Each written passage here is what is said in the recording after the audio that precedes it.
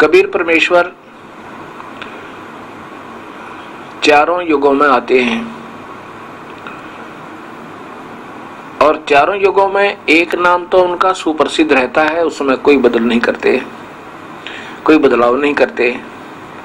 और अन्य दूसरे भी रूप बना करके आते रहते हैं और फिर बता भी देते हैं कि मेरा वास्तव नाम कबीर है। त्रेता में आए, जब सतयुग में आए सत्सुकृत नाम से, त्रेता में आए मुनिंद्र नाम से। उनका वर्तमान नाम मुनिंद्र भले ही था, लेकिन वो बताया करते थे कि मैं वो कबीर परमेश्वर हूँ, श्री सृष्टि का रचनहार हूँ, मेरा वास्तविक नाम कबीर है। और त्रेता युग में मुनिंद्र नाम से, द्वापर में करुणामय नाम से और कलयुग में उसी वास्तविक नाम से कबीर परमेश्वर। वैसे इनका वास्तविक नाम कबीर है। इसको कवि कहें, जैसे यजुर्वेद, यजुर्वेद कबीर देव, सीधा नाम इनका कबीर देव है। ये कबीर देव ही कहलाते हैं। हम इनको कबीर साहब कहते हैं। सीधा कबीर बहुत कम बोलते हैं, वैसे बोल देते हैं, लेकिन कबीर साहब बोलते हैं। वास्तव में प्रभु यही है, इसलिए कबीर देव इनका वास्तविक नाम है। इसलिए वेदों में वो कबीर नाम वर्णित है, जो प्रभु का वास्तविक नाम है।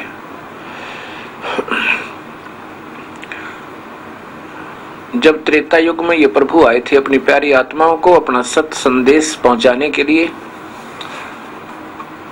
उसमें कुछ मुख्य दृष्टांत आपको सुनाऊंगा। मुनिंद्र नाम से वो प्रभु आए हुए थे, उसमें ऋषि मुनिंद्र नाम से इनको जाना जाता था। अपनी सत भक्ति का संदेश दिया करते थे। एक नल और नील दो भक्त आत्मा थी। वो बहुत भोले दिमाग के थे, लेकिन प्रभु में लगन बहुत ज्यादा थी। और वो शिल्पकार भी थे, इंजीनियर समझो। पहले कोई डिग्री नहीं हुआ करती, पर नेचुरल गुण, कुदरती गुण हुआ करते थे। उनको बहुत भयंकर बीमारी होगी। उन्होंने सभी ऋषियों से आशीर्वाद भी लिया, उनके द्वारा बताई गई सब साधनाएं भी कर चुके थे, परंतु उनको कोई लाभ नहीं हुआ। बहुत परेशान थे। एक दिन उनका भाग्य उदय हुआ, कबीर परमेश्वर के सत्संग में जहां पर हो रहा था उनके पास पहुंच गए।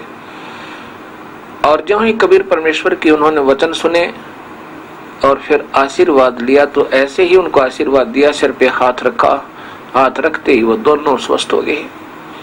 उनकी फिर ऐसी श्रद्धा बनी अपने प्रभु में। कबीर साहब ने कहा, बेटा नाम लो।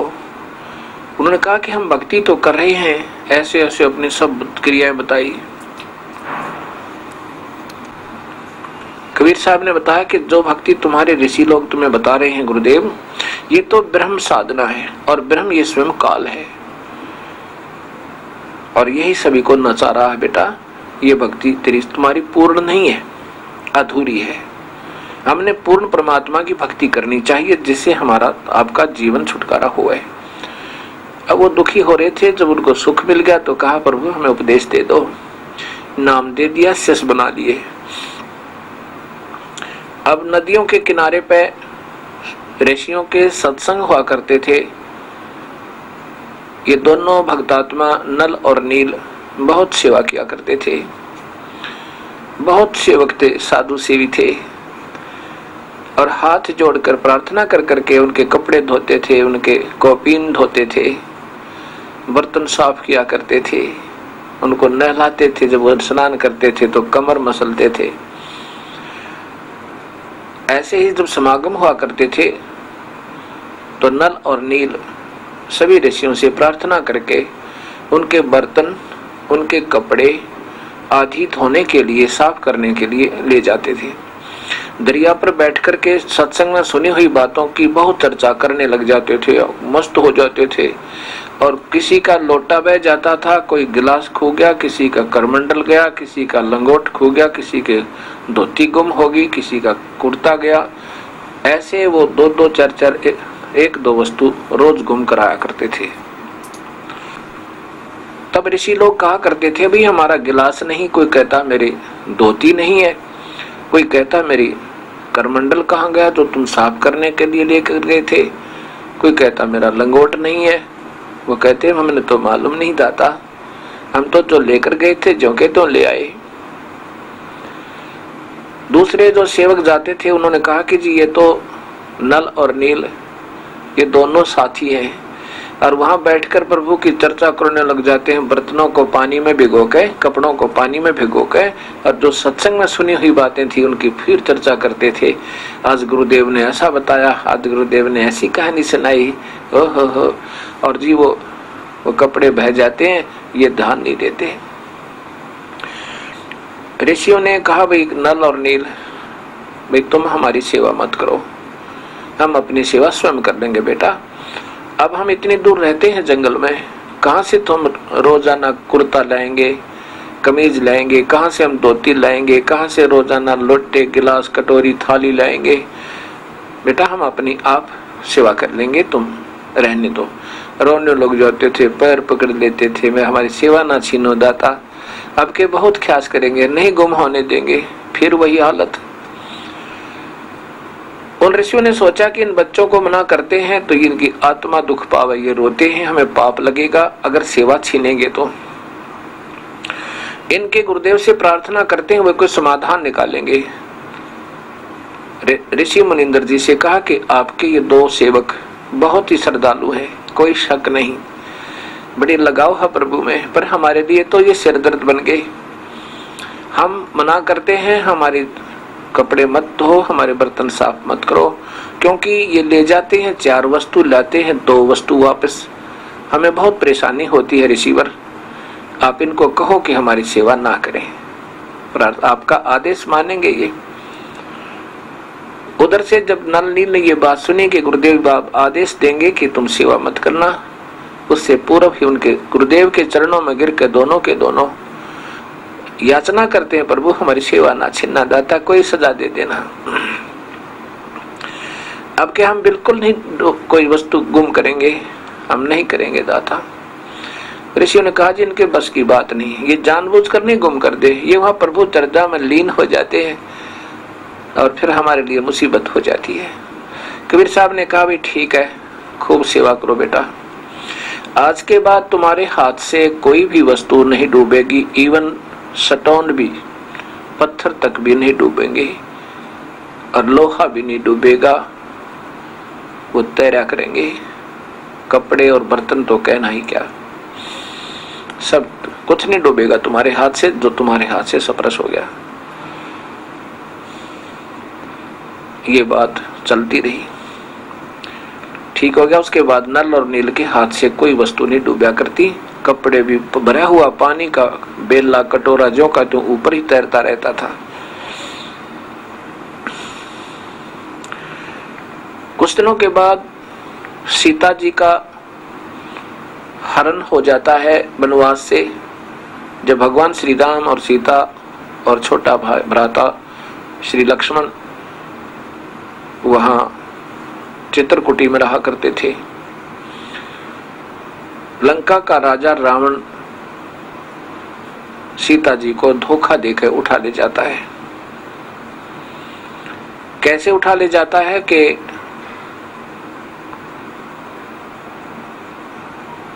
रावण का मामा मारिच एक श्रवण मृग सोने का हिरण बनकर गया। वहां सीता ने एक बगीची लगा रखी थी, बाड़ी बो रखी थी, उसको तोड़ने लगा और बहुत सुंदर सोने का हिरण बहुत सुंदर लगे। सीता ने श्री राम से कहा कि ये हिरण मुझे ला कर दे दो। श्री राम ने कहा कि क्या करोगे हिरण का, कि नहीं अगर हिरण नहीं लाओगे तो मैं जीवित नहीं रहूंगी। अब देखो इतनी जिद की उसने। श्री राम ने सोचा, वो कहने की मृत्यु चाहे मृत मिलो चाहे जीवित ला कर दो मुझे। श्री राम जब उस हिरण के पीछे चलने लगे तो लक्ष्मण को आदेश देकर गए कि मुझे देर भी हो जावे, चिंतित मत होना। और प्रथम तो तुम मेरी खोज के लिए आना मत, और आए तो यहाँ सुरक्षा करके आना, जंगल का काम है। ठीक है, आपका जो आदेश। अब जो हिरण था बहुत दूर भाग गया। श्री राम उनके पीछे पीछे बहुत दूर निकल गए। आगे जाकर के वो अंतर ध्यान हो गया और आकाशवाणी हुई, भाई लक्ष्मण मैं मर गया, भाई लक्ष्मण मैं खा लिया, मुझे बचाओ। सीता ने कहा कि तेरे भाई पर आपत्ति है लक्ष्मण, तू जा। उसको किसी हिंसक पशु ने हानि पहुंचाई है, वो रो रहे हैं, बिलख रहे हैं, उनकी आवाज, आत्मा रो रही है, पुकार रही है, तू जल्दी जा। लक्ष्मण ने कहा कि मैं नहीं जाऊंगा, मेरे भाई का आदेश है कि यही रहना। सीता कहती है कि सीता जी ने कहा कि तेरे मन में खोट है, तू चाहता है कि तेरे भैया की मृत्यु हो जाए और तू मेरे साथ, तो मुझे रखना चाहता है। यहां तक जब शब्द कह दिया तब लक्ष्मण बहुत आंखों में आंसू भर गए और कहने लगा, ठीक है माँ, आज तक जिंदगी में ये भाव नहीं हुआ था और ना ही होगा, क्योंकि बड़ी भाभी को माँ के तुल देखा करते थे। मैं जा रहा हूं भैया की तलाश में, पर एक काम करना, ये चारों तरफ से श्री राम के आदेश से मैंने एक लाइन खींच दी है, रेखा, इससे बाहर मत जाना, इसके अंदर कोई नहीं आ सकता। लक्ष्मण बहुत दूर पहुंच गया, श्री राम से मिला, वो बिल्कुल ठीक ठाक थे। श्री राम ने कहा कि तूने आना नहीं था लक्ष्मण।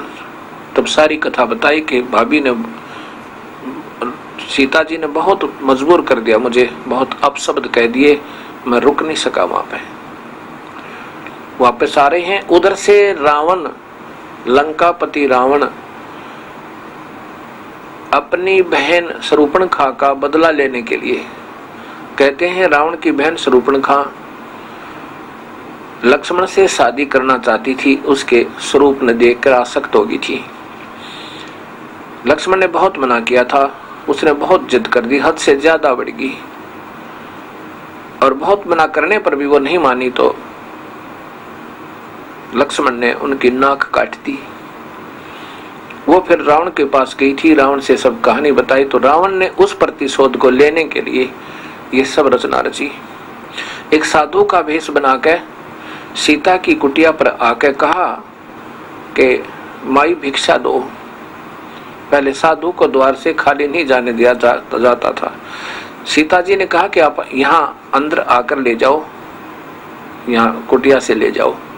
जब ही रावण ने आगे जाना चाहा कुटिया की तरफ, रेखा के नजदीक आया तो उसमें से लपट निकली नो आग की, एकदम फूंक दे जैसे बिजली का सपारा कोई आग रहे।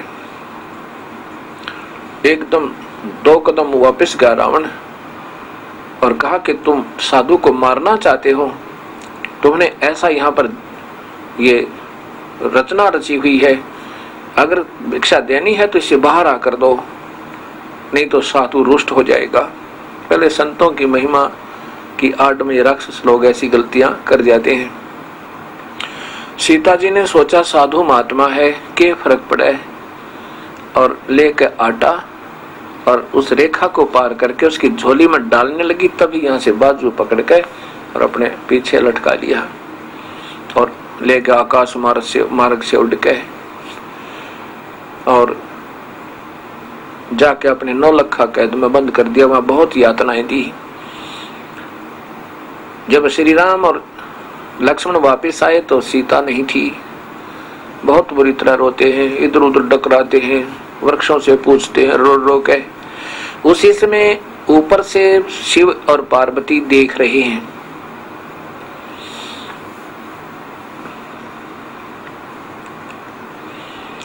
शिव और पार्वती देख रहे हैं और भगवान शिव श्री राम को ऐसे प्रणाम कर रहे हैं ऊपर से ही। पार्वती अर्थात सती जी ने कहा कि आप किसको प्रणाम कर रहे हो? कि ये त्रिलोकी नाथ विष्णु अवतार दशरथ पुत्र श्री रामचंद्र जी हैं।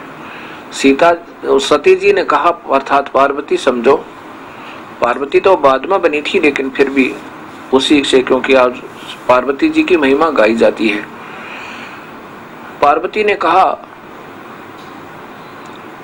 कि ये भगवान थोड़ा ही हो सके, तो राजा दशरथ का पुत्र है। शिव ने कहा कि मैं जानता हूं इसकी महिमा को, तू नहीं जानती, ये प्रभु है, ये श्री हरि ही आए हुए हैं। पार्वती ने कहा कि भगवान है तो रो क्यों रहे हैं कि इनकी पत्नी को किसी ने उठा लिया। अब यहां विचार करना भक्तात्माओं, ये दास जो बताना चाहता है इन कथाओं को फिर सुना के, कि इस काल के हाथ में सबकी बुद्धि है। ये कहता जब चाहे मैं ज्ञान प्रदान कर देता हूं, जब चाहे ज्ञान को हर लेता हूं, और जब चाहे इनकी बुद्धि को ऑन कर दूं, जब चाहे मैं ऑफ कर दूं, क्योंकि उसके पास रिमोट है।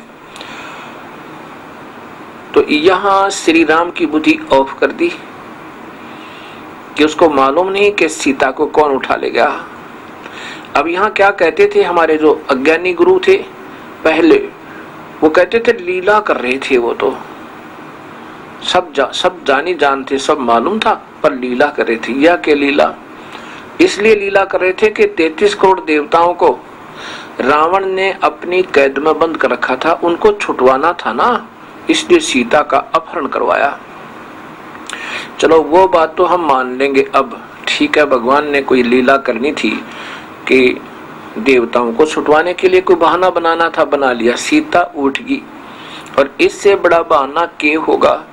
और उसी समय फिर दुनिया से पूछने की क्या लीला थी, पत्नी उठ जाए फिर लीला करें।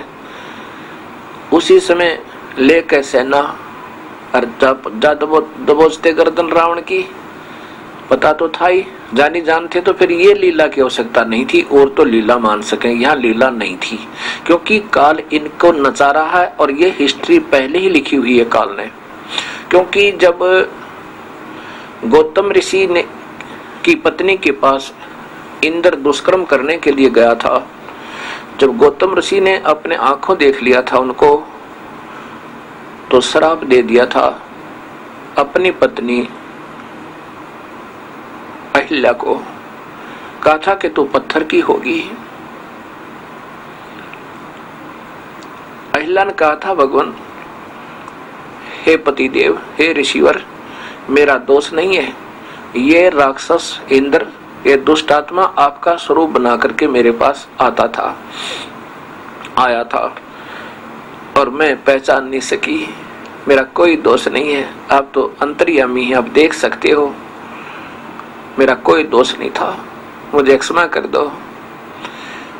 इंद्र को श्राप दे दिया था गौतम जी ने कि तुम्हारे 1000 स्त्री की योनियां हो जाएंगी सारे शरीर पर, और अपनी पत्नी को गुस्से में श्राप दे दिया, तू पत्थर की होगी। तब उसने बहुत विनय की थी अहिल्या ने कि मेरे को कुछ रहम कर दो, मेरा अक्षमा कर दो, मेरा अपराध नहीं था। तब गौतम ऋषि ने कहा कि देखो, वचन जो गया मेरे से कहा गया ये वापस नहीं हो सकता, कुछ राहत दे दो। अहिल्या ने कहा, और कहा पूछा कि मेरी कब मुक्ति होगी, मैं पत्थर की बनी हुई हूँ, बनूंगी तो फिर उसके बाद कब मैं वापस आपके पास आऊंगी।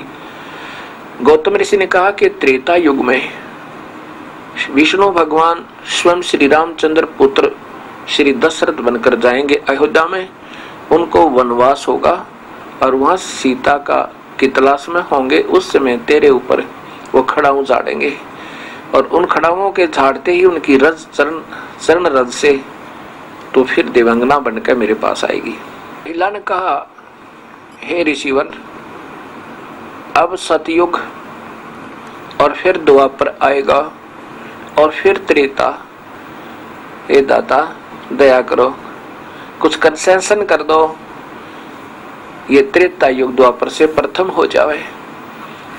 तब गौतम ऋषि ने रहम कर दिया और कहा कि ठीक है, द्वापर से पहले त्रेता युग होगा।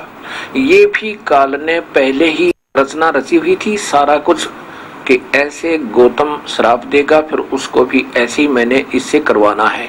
ये काल की कठपुतलियां, जितने भी ऋषि हैं, महर्षि हैं, जो काल तक ब्रह्म तक की साधना कर रहे हैं, और उसने आशीर्वाद दे दिया कि त्रेता युग द्वापर से प्रथम आएगा। ऐसा ही हुआ। और वो आपके सामने है कि वही सतयुग में बताई हुई ज्यों की त्यों कहानी और वही हुई। इससे सिद्ध होता है कि ये तो हिस्ट्री, ये कहानी सटोरी पहले ही काल ने लिख रखी थी। ये स्वयं सटोरी राइटर भी है, ये डायरेक्टर भी है, प्रोड्यूसर भी है, यानी ये सारे गुण रखे है। ये फिल्म बनाकर पहले रख रखी थी, ये तो केवल हीरो बनाकर एक फिल्माइज करने के लिए भेजे हैं। इनको पहले ऐसे शराब स्वरूप जो आजू का पहले तैयार कर रखी थी इनकी हिस्ट्री सीट, और ये टस से मस नहीं हो सकते ब्रह्मा विष्णु महेश, चाहे अवतार बन का है और चाहे ये अपने वहां पर अब वैसे रहे। इसी का प्रमाण वाल्मीकि जी ने 10,000 वर्ष पूर्व श्री रामचंद्र जी के जन्म से पूर्व पहले ये सारी रामायण लिखती थी और ज्यों का त्यों हुआ। इससे सिद्ध होता है कि इनको नहीं मालूम कुछ भी, ये तो कठपुतली है काल के हाथों। ये भोली आत्मा बेचारी, बेशक तो ये प्रभु है हमारे जैसे तुच्छ जीवों से, तो फिर भी ये परम यानी श्रेष्ठ आत्मा है, बहुत नेक आत्मा है, पुण्य कर्मी प्राणी है, तभी तो 3 लोक के प्रभु है, फिर भी ये काल के अधीन है। अब वहां श्री रामचंद्र जी को मालूम नहीं सीता को कौन ले गया, और ना ही शिव जी को मालूम, ना पार्वती को मालूम, और इतना मालूम है शिव जी को कि श्री रामचंद्र जी हैं, तो ये विष्णु अवतार है। इतना ऑन कर दिया उनकी बुद्धि को। अब आगे देखिएगा, सती जी ने कहा, पार्वती जी ने कहा, दक्ष की बेटी सती जी ने कहा कि मैं इनकी परीक्षा लूंगी। भगवान और रोया करते हैं कभी, इनको क्या दुख होते हैं भगवानों को। पार्वती ने ऐसी कहा तो शिव ने कहा कि तू परीक्षा मत लेना, अगर तू परीक्षा ले लेगी और वो मेरी माँ के तुल्य है सीता। सती जी ने कहा कि मैं सीता रूप बनाकर जाऊंगी, यदि मुझे पहचान लेंगे तो मैं मान जाऊंगी कि ये भगवान है, अगर मैं पहचान में नहीं आई मुझे सीता ही मानेंगे तो ये कहे कि भगवान। शिव जी ने कहा, शिव भगवान ने कहा कि सती जी ऐसा ना करना, यदि तू ऐसा कर लेगी तो मेरे काम की नहीं रहेगी, क्योंकि श्री राम अर्थात विष्णु मेरे बड़े भाई हैं और सीता जी वही लक्ष्मी बन आई हुई है, और बड़े भाई की पत्नी माँ के तुल्य होती है। यदि तूने सीता रूप बना लिया तो मेरे लिए पत्नी रूप में स्वीकार्य नहीं होगी। पार्वती जी ने कहा, सती जी ने कहा कि ठीक है, को नहीं लूंगी परीक्षा। तो ऐसे ही मौका लगा के जब भगवान शिव अपना घूमने गए बाहर, पीछे से सीता रूप बनाया, श्री राम के सामने पहुंच के खड़ी होगी, और राम जी रो रहे थे, डकरा रहे थे। जब सामने सीता रूप में सती जी खड़ी थी तो श्री रामचंद्र जी ने कहा, हे दक्ष पुत्री माया, आज अकेली कैसे, भगवान शिव को क्यों नहीं लाए। शर्मिंदा होगी और कहा कि आप वास्तव में प्रभु हो। भगवान शिव ठीक ही आपको प्रणाम कर रहे थे, आप तो वास्तव में परमात्मा हो। वापस आ गई। अब वो अगर शिव को मालूम होता या पार्वती जी को, सती जी को मालूम होता तो बता देते हुए कि वो तो लंका का राजा रावण ले गया उठा के। इनकी भी बुद्धि नहीं काम करने देता ये काल, ऐसा बांध रखा सबको ये ब्रह्म।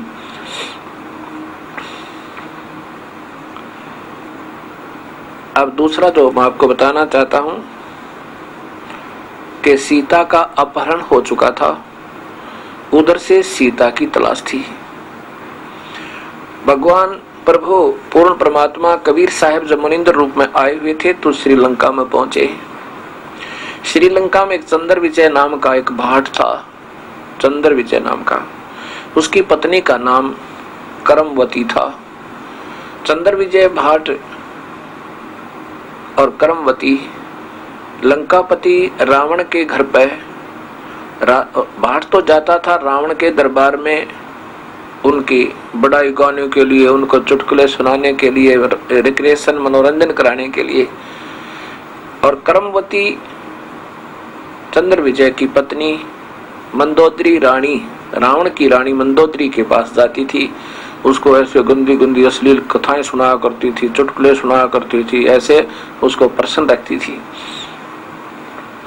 एक दिन कबीर परमेश्वर श्रीलंका में पहुंचे और चंद्र विजय बाहर अपने द्वार के सामने घर पे खड़ा था।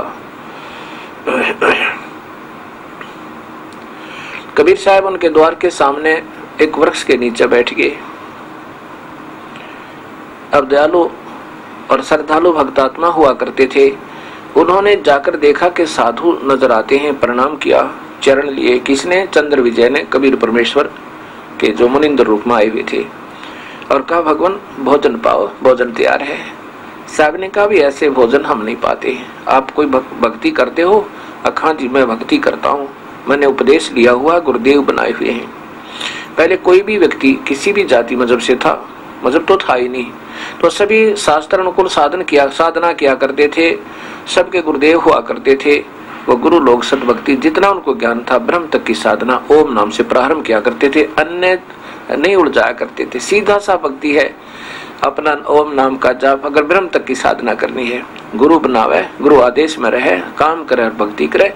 नाम उठत नाम बैठत नाम सोत जागवे, और नाम खाते नाम पीते नाम से लागवे। सीधी सी बात है। ना मेडिटेशन, ना तप करना, ना को ये तो एक्स्ट्रा जो बेनिफिट फिजूल का चाहते हैं वो लोग, वो मुक्ति नहीं चाहते, वो करते हैं ये पाखंड, मेडिटेशन ध्यान लगाओ, मेडिटेशन ये संतों के काम होते हैं। ऐसा करना हो तो मेडिटेशन से प्रभु मिला तो हमारा नंबर कदे भी ना। 88,000 वर्ष मेडिटेशन करके चले गए वो महापुरुष। ये तो सीधा मार्ग है, ये तो उलझाने के लिए काल ने करवा रखा उनसे। कबीर साहब ने कहा कि जो तुम साधना ब्रह्म तक की कर रहे हो ठीक है, वैसे तो आपकी साधना यहाँ तक तो सही है।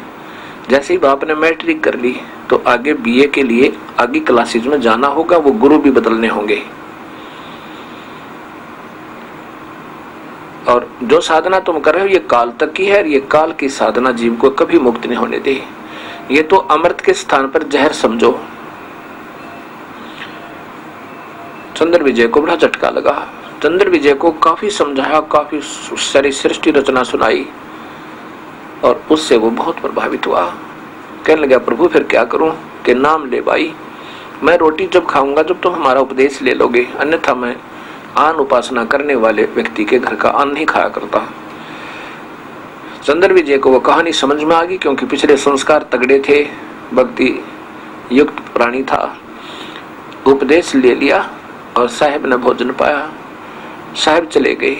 कुछ दिनों के बाद फिर आए। अब उसने चंद्र विजय ने अपनी पत्नी कर्मवती से कहा कि हम जो साधना करें ये पूर्ण नहीं है और मुझे परमात्मा स्वयं आकर मिले समझो। और उन्होंने सारी कहानी बताई और वो फिर आएंगे कह के गए हैं।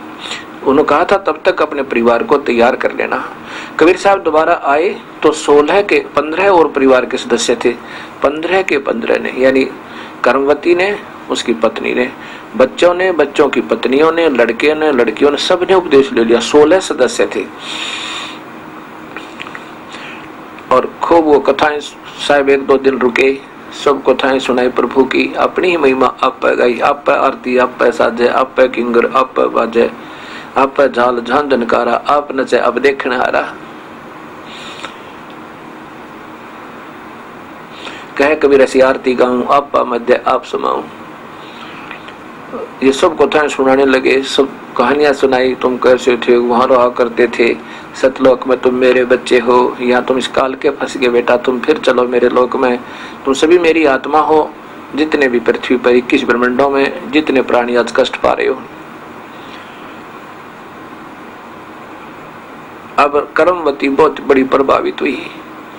वो जो कथा सतगुरु सुनाया करते थे वो पूरी याद होगी। अब पहले तो कर्मवती उस मंदोदरी रानी को ये ऊट पटांग बकवाद सुनाया कर राजी कराया करती, प्रसन्न करती थी। फिर उसके बाद मंदोदरी को वो कथा सुनाने लगी उस परमेश्वर परम पिता की। और मंदोदरी बहुत भाग्यवान आत्मा थी। एक एक बात का ऐसा असर हुआ और बहुत प्रभावित हुई। मंदोदरी ने कहा कि कर्मवती तो वो कर्मवती नहीं, अब तेरे में तो बहुत चेंजमेंट, बहुत बदलाव आ गया, बहुत परिवर्तन हो गया, तू तो सारी तो बदल गई। इतनी बढ़िया बात, और ये हृदय को आकर्षित करने वाली, आत्मा को खींचने वाली कथा तू लाई कहाँ थे? ये तेरी सोच तक हो रहा। तब उसने बताया, रानी हमारे घर पर हमारे भगवान आते हैं, प्रभु आते हैं, हमारे गुरुदेव आते हैं और वो ये कथा सुनाते हैं। रानी अगर आप सुन लोगी ना, आप तो बहुत पुण्यात्मा हो। आप तो देखते उनके दर्शन मात्र से ही आकर्षित होकर उनके चरणों में गिर जाओगी। इतने प्रेमी प्यारी आत्मा परमात्मा समझो हमारे कुल मालिक हैं। वो काल के जाल से में छुड़वाने आए हैं। मंदोदरी ने कहा कि कर्मवती, अब के जब तेरे गुरुजी आवे तो मेरे पास लाना। अब कर्मवती एक नौकरानी उस मंदोदरी की ये भी नहीं कह सकती कि मैं नहीं कहूंगी। कहा कि जैसा आपका हुक्म महारानी, कह दूंगी दाताते। परंतु ऐसा कहा कि संतों को आदेश नहीं दिया जाता, उनको बुला नहीं जाता, स्वयं ही जाना चाहिए। यदि वो आ भी जावे, प्रथम तो आया नहीं करते संत, आ भी जाएंगे तो आपको आशीर्वाद ना देंगे तो फिर भी व्यर्थ जीवन होगा। मंदोदरी बहुत पुण्यकर्मी प्राणी थी, आत्मा थी। एक के इशारे में समझ गई। कहा कर्मवती, मत बुलाना, मत संदेशा देना। जब वो आवे महापुरुष मुझे बता देना। मैं अपने आप मौका निकाल के, जब ये दारू पी शराब पी कर गिर जाएगा यो रावण और मैं आप आ जाऊंगी। कर्मवती ने बताया कि आज गुरुदेव आगे हैं मंदोदरी, और समय लगे तो दर्शन कर लेना। मंदोदरी ने निकाल कर समय और पहुंच गई। एक आदि अपनी दासी बांदी को साथ लेके उनसे कहा कि किसी को नहीं बताना है। कबीर साहब से जब मुनिंदर जी तक, कबीर साहब में साथ कहूंगा क्योंकि वही परमेश्वर कबीर देव ही मुनिंदर नाम से आए हुए थे। जब सुनी उस परमेश्वर के मुख से वो चर्चा सत्संग की, पूर्ण परमात्मा की कथा फिर सुनी, सृष्टि रचना, गदगद होगी मंदोदरी और चरणों में गिर गई। कहा प्रभु इस दासी पर भी दया करो। कबीर साहब ने कहा वे ठीक है बेटी, नाम ले ले। तो मंदोदरी ने कहा कि मालिक मेरे पति नहीं मानते, वो तो बहुत शराब पीते हैं, मांस भी खाते हैं। कबीर साहब ने कहा बेटा ये 2 दिन का संपर्क है पति और पत्नी का, ठीक है, ये अपना पिछला संस्कार पूरा करो। मान जाता है तो समझाने की पूरी चेष्टा करो, क्योंकि आपका और उसका एक आजीवन संबंध है। उसको मनाने की पूरी चेष्टा करो, ये सत्य कथाएं सुनाओ उसको, और हो सके वो मान जावे। मंदोदरी नाम ले लिया, खूब डट को भजन करे, और फिर अपने देवर विभीषण से कहा कि विभीषण भगवान आए हैं, पूर्ण परमात्मा आए हुए हैं, उपदेश ले ले। विभीषण जो है वो बहुत धार्मिक व्यक्ति का था, मांस मिट्टी शराब कभी नहीं खाता पीता था। बाकी सभी रावण के भाई और पुत्र और सब मांसाहारी और शराबी व्यक्ति थे। विभीषण कभी नहीं मांस मिट्टी खाता था, ना शराब पीता था। विभीषण ने भी अपनी भाभी मंदोदरी के कहने से पूर्ण परमात्मा कबीर साहिब का उपदेश ले लिया, मुनिंदर जी से नाम उपदेश प्राप्त किया। अब दोनों के दोनों बहुत ही श्रद्धा के साथ गुणगान उस परमेश्वर के रोज नाम जाप करें। एक दिन मंदोदरी ने कबीर साहब से कहा, मुनिंदर जी से कहा कि हे दाता मेरी एक अर्ज आपते हैं, आपके बिना मेरे दुख का निवारण कोई कर नहीं सकता। कबीर साहब ने कहा बोलो। मुनिंदर जी ने कहा बोलो बेटी क्या बात है। कि मेरा पति एक किसी औरत को उठा लाया है और मैं उसको बहुत समझाती हूँ, लेकिन वो जालिम मुझे मार पीटता है, बुरी गालियां देता है और कहता है कि इसने इसके देवर ने और इसके पति ने मेरी बहन की नाक काटी थी, इनको नचा नचा के मारूंगा। तब कबीर साहब ने कहा बेटी इसको समझा दे, वो आम व्यक्ति नहीं है जिसकी पत्नी उठा लाया है, इसके तो औले दिन लग गए, इसके तो कुदिन आ गए, विनाश नजदीक है इसका। ये त्रिलोकी नाथ है, स्वयं विष्णु आए हैं।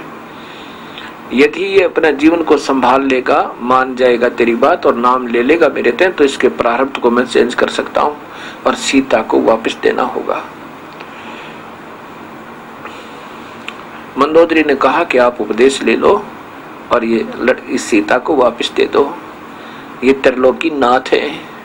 तो मंदोदरी के ऊपर बहुत नाराज हो गया रावण, कई गालियां सुनाई कि तू क्या समझती है बदमाश, क्या मैं उन 2 मांसाहारी मस्करों से डर जाऊंगा? शिकार करते फिर वो 2 लौंडे मेरे पास 1.25 लाख 1 लाख मेरे पुत्र, 1.25 लाख रिश्तेदार, कुंभकर्ण से भाई हैं, और मैं रावण पूर्ण शक्तिशाली, और साथ में तो क्या मुझे क्या समझाती है नादान, उनको मजा चखाऊंगा मैं। मंदोदरी ने बहुत समझाया लेकिन नहीं माना। कबीर साहब ने से आकर के यानी मुनिंदर जी से मंदोदरी ने कहा कि प्रभु मेरी नहीं मान रही है, मुझे तो बहुत बुरा कह रहे हैं, आप कृपा बख्श दो मालिक। एक बार मेरी प्रार्थना से एक बार आप अगर जाओगे तो मान जाएगा आपकी। मंदोदरी की प्रार्थना पे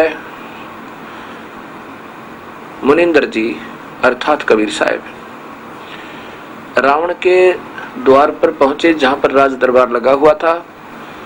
दरबार में जाकर के कबीर साहब ने कहा उन पहरेदारों से कि मैं रावण से मिलना चाहता हूं। पहरेदार कहने लगे हम बाहर का संदेशा अंदर नहीं दे सकते, हमारे यहाँ से कलम गर्दन कलम कर दे, वो सुनता नहीं किसी की, बड़ा क्रोधी राजा है, और अंदर का संदेशा बाहर दे सकते हैं। अब कबीर साहब वहां से अंतर्ध्यान हुए, और जहां रावण बैठा था ऊंची सेज पर, वहां दरबार लगा था पूरा, वहां जाकर के प्रकट हो गए। जब रावण ने देखा कि ये कौन आ रहा है दरवाजे की तरफ से व्यक्ति, अननोन व्यक्ति, तब उसने पूछा तू कौन है, कहां से आया है, कैसे आ गया, और बुलाओ पहरेदारों को। उन द्वारपालों ने कैसे आने दिया इसको, बुलाओ उनको। तब मुनिंदर जी अर्थात कबीर साहब ने कहा कि रावण मैं तेरा हित चिंतक हूं और तेरे से 2 बात करने आया हूं, तू मेरी इजाजत के बिना यहां कैसे आ गया, रावण ने कहा, और तेरे को आने कैसे दिया, उनको अभी मजा चखाता हूं, द्वारपालों को गर्दन काट दूंगा। तब मुनिंदर अर्थात कबीर साहब ने कहा कि तुम्हारे द्वारपालों का कोई दोष नहीं, उन्होंने मुझे अंदर आने से रोका था और मैं वहां से अंतर्ध्यान हुआ और यहाँ प्रकट हो गया। ऐसे साहब एक बार अंतर्ध्यान हुए रावण के सामने और फिर दर्शिति गोचर हो गए कि ऐसे मैं वहां से उनके सामने से अंतर्ध्यान होकर यहाँ प्रकट हो गया। उन्होंने नहीं देखा मुझे अंदर आते हुए, वो निर्दोष है। कबीर साहब ने सोचा ये राक्षस उनको मार डालेगा। तो रावण ने कहा कि तू फिर आ कैसे गया, मैं तेरे से कुछ बात करने आया हूं। रावण ने कहा क्या बात करना चाहता, बोल तू। परमेश्वर ने कहा कि तू इस सीता को वापस दे दे, तेरी मौत है, और पर नारी को अपहरण करना इससे बड़ा जुल्म नहीं होता। मैं आपसे प्रार्थना करने आया हूं, तो इसको वापस दे दे। रावण ने कहा कि पहले तो मैं तुझे मजा चखाता हूं, पीछे मुझे शिक्षा देना। निकाल कर तलवार और कबीर साहब के ऊपर इतना गुस्से से, क्योंकि 1 नंबर का योद्धा जो 100 मटके दारू पीवर 100 जोटों का भैंसों का मांस एक बार खावे, उसमें कितनी शक्ति होगी विचार करना। और कबीर साहब ने एक सींक, ये जो बुहारी झाड़ू होता है और जो खेतों से लाई हुई एक पतली पतली सींक होती है, उस सींक को साथ लिए हुआ था। सींक एक छोटी सी पतली सी होती है, लंबी, इतनी सारी लंबी, तो उसको ऐसे डाल दिया उसकी तलवार के सामने और ऐसे 70 बार वार किए उस रावण ने। क्रोध में आकर आंखें लाल करके रावण की तलवार, एक तलवार कितना मोटा वृक्ष को आर पार कर दे। और उस समय ऐसी आवाज आवे सींक के, ऐसी लगे जैसे लोहे के थंब का लगती है, खंबे का, कटाकट निशान भी नहीं हुआ उस सींक के, लेकिन बुद्धि भ्रष्ट के फिर भी समझ में नहीं आई। पसीनम पसीना का 70 वार करना, पसीने आगे रावण के, और सींक न्यू की न्यू। कबीर साहब ने कहा कि देखा ये तेरी निशान भी नहीं है तेरी तलवारों का, और मान जा मेरी बात, नहीं रोएगा इन दिनों को याद करके। कबीर साहब, रावण ने देखा कि मर नहीं रहा, अब मारूं कैसे। कहा कि मैं तेरी बात नहीं मानना, तू एक बार कह चाहे 1,00,000 बार कहे। यूं कहकर सिंहासन पर बैठ गया और पसीने पहुंचा छे। कबीर साहब बोला ठीक है, मर कुएं में पड़ गए, न मानता था। एकदम अंतर्ध्यान हुए, अंतर्ध्यान होके और अपना आके मंदोदरी से कहा, बेटी उसकी बुद्धि भ्रष्ट होली, ये पाप आत्मा नहीं माने हैं। फिर मंदोदरी ने समझाया, मंदोदरी को गालियां देवे कि तू क्या समझती है, मैंने शिव की भक्ति की है, वो विष्णु होगा तब पड़ा रहेगा, और ये जंगल में घूमने वाला विष्णु हो सके? मैंने भगवान शिव की पूजा की है और 10 बार यहाँ से गर्दन काट के समर्पण कर रखा है, और भगवान शिव मेरे ऊपर प्रसन्न है। उन्होंने मुझे ठाठ कर रखे हैं, कितनी सोने की लंका दे रखी है, मेरे इतने योद्धा भाई बहन पुत्र हैं, सब कुछ। तो उन 2 मस्करों से मुझे डराती है? पड़ी रहे बोल वाली।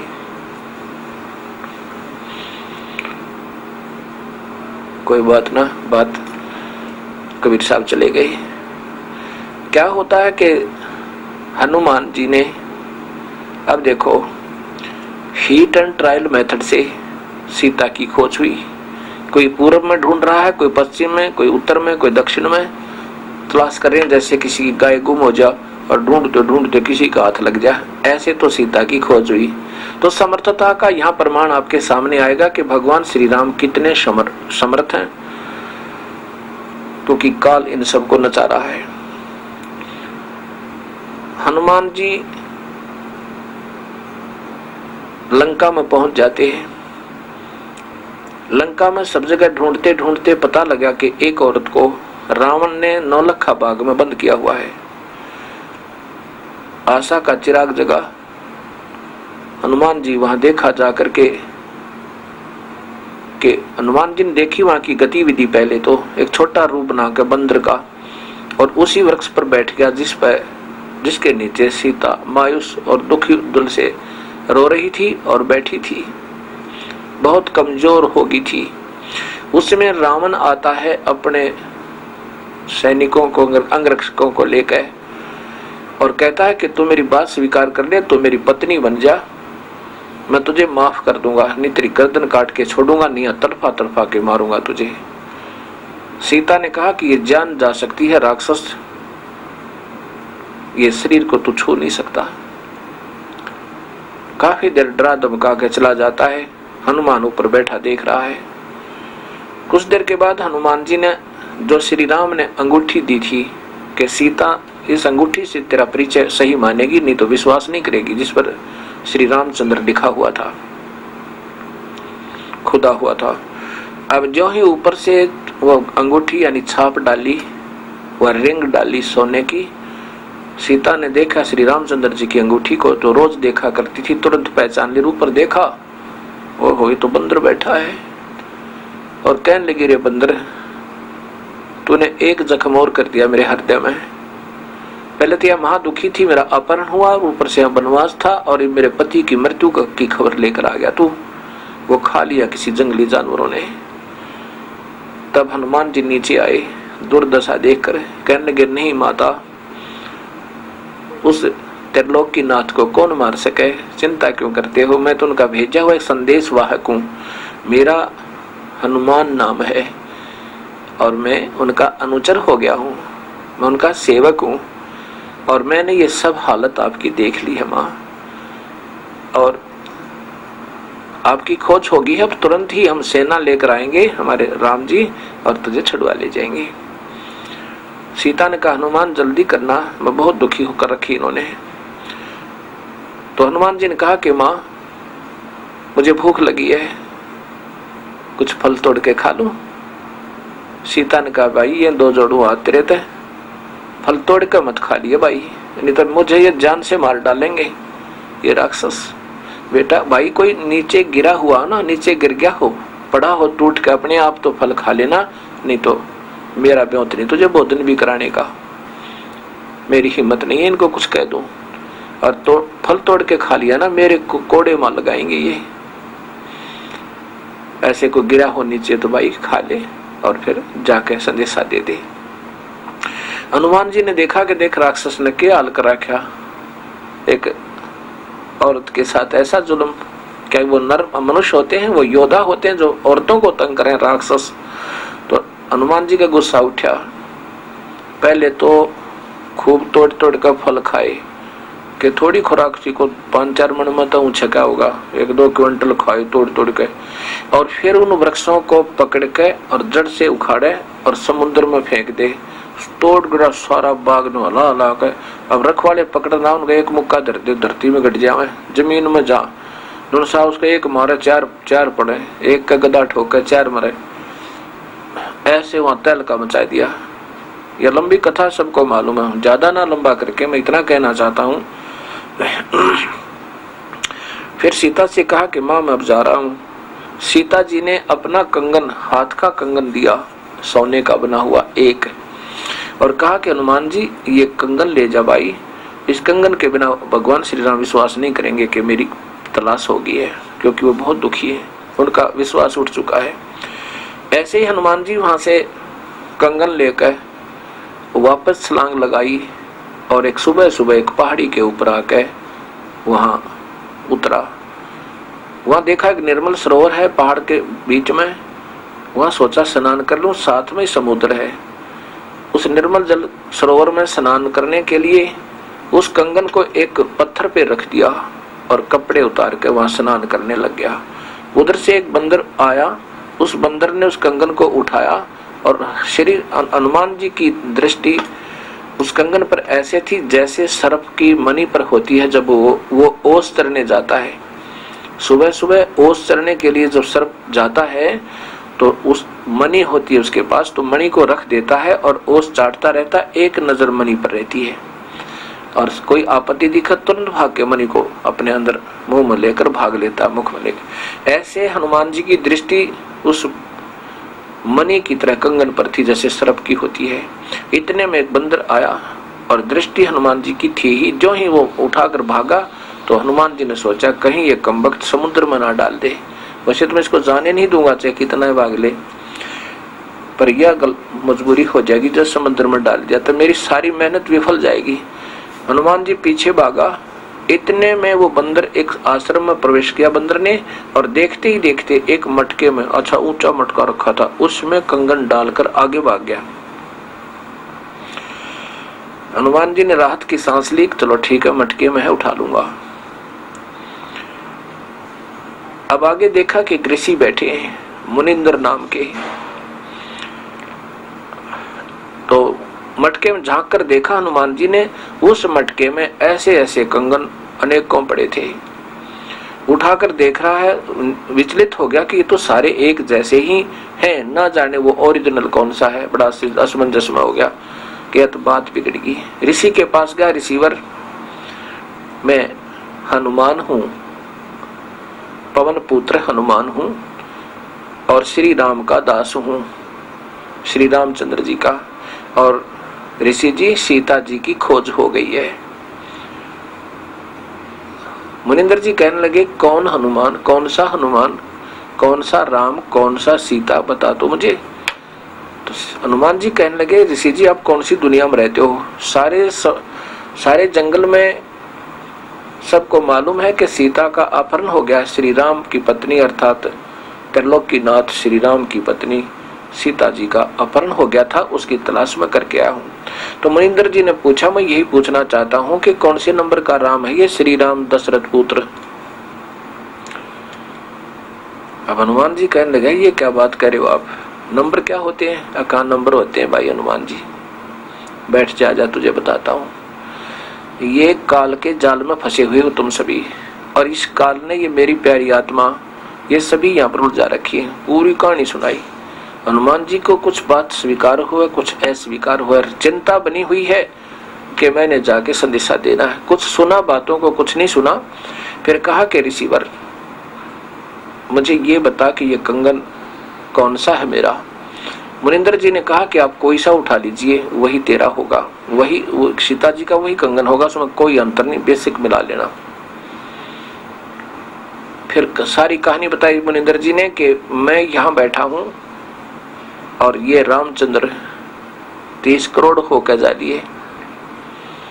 बोला 30 करोड़? हाँ ये रामचंद्र तो 30 करोड़ हो लिए, तेरे जैसे हनुमान नई आत्मा आती है। अब आप अपनी मलाई खाकर चले जाओगे, शुभ कर्म है आपके, अच्छे भक्त आत्मा हो, सत भक्ति, क्योंकि पूर्ण काल की भक्ति आपको मिली नहीं, काल की भक्ति आप कर रहे हो, पूर्ण परमात्मा की भक्ति सही तुम्हें प्राप्त नहीं, तो ऐसे ही अपने मनुष्य जन्म को बर्बाद करके कुछ दिन स्वर्ग में रहोगे और फिर कुछ दिन अपने नरक भोग कर 84 में चले जाओगे। और नए युग में, त्रेता युग में नया तू होगा और नए और न कितने की राम होकर जा रही है ये अवतार। और जितनी बार भी तुम आते हो ऐसी घटना घटती है और यही हनुमान आते हैं और मैं वो ये कंगन इसमें डाल जाते हैं। तो हनुमान जी ने कहा कि एक कंगन तो जैसे आप कह रहे हो कि ले जाइए वही होगा, एक कंगन तो हर बार हनुमान ले ही जाता होगा, फिर इस मटके में कहां से आ गए वो। कबीर साहब ने कहा कि इसमें मेरी शक्ति काम करती है। मैंने इसमें एक ऐसा आशीर्वाद दिया है कि इसमें डुप्लीकेट कॉपी जो की तो बना दिया ओरिजिनल जैसी।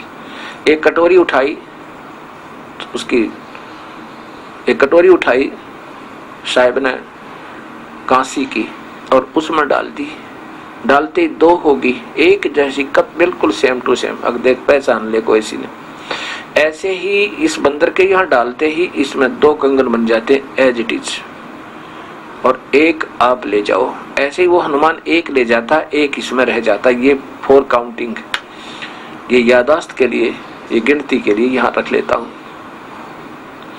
और हनुमान जी भक्ति कर ले डंग दबाई, विधिवत साधना करो। ये निरंजन ब्रह्म तक की साधना था, शंखों बार कर ली तूने।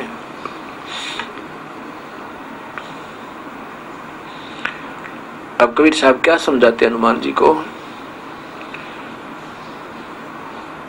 मन तो सुख के सागर चल रहे सुख के सागर, जहाँ शब्द सधूरत नागर।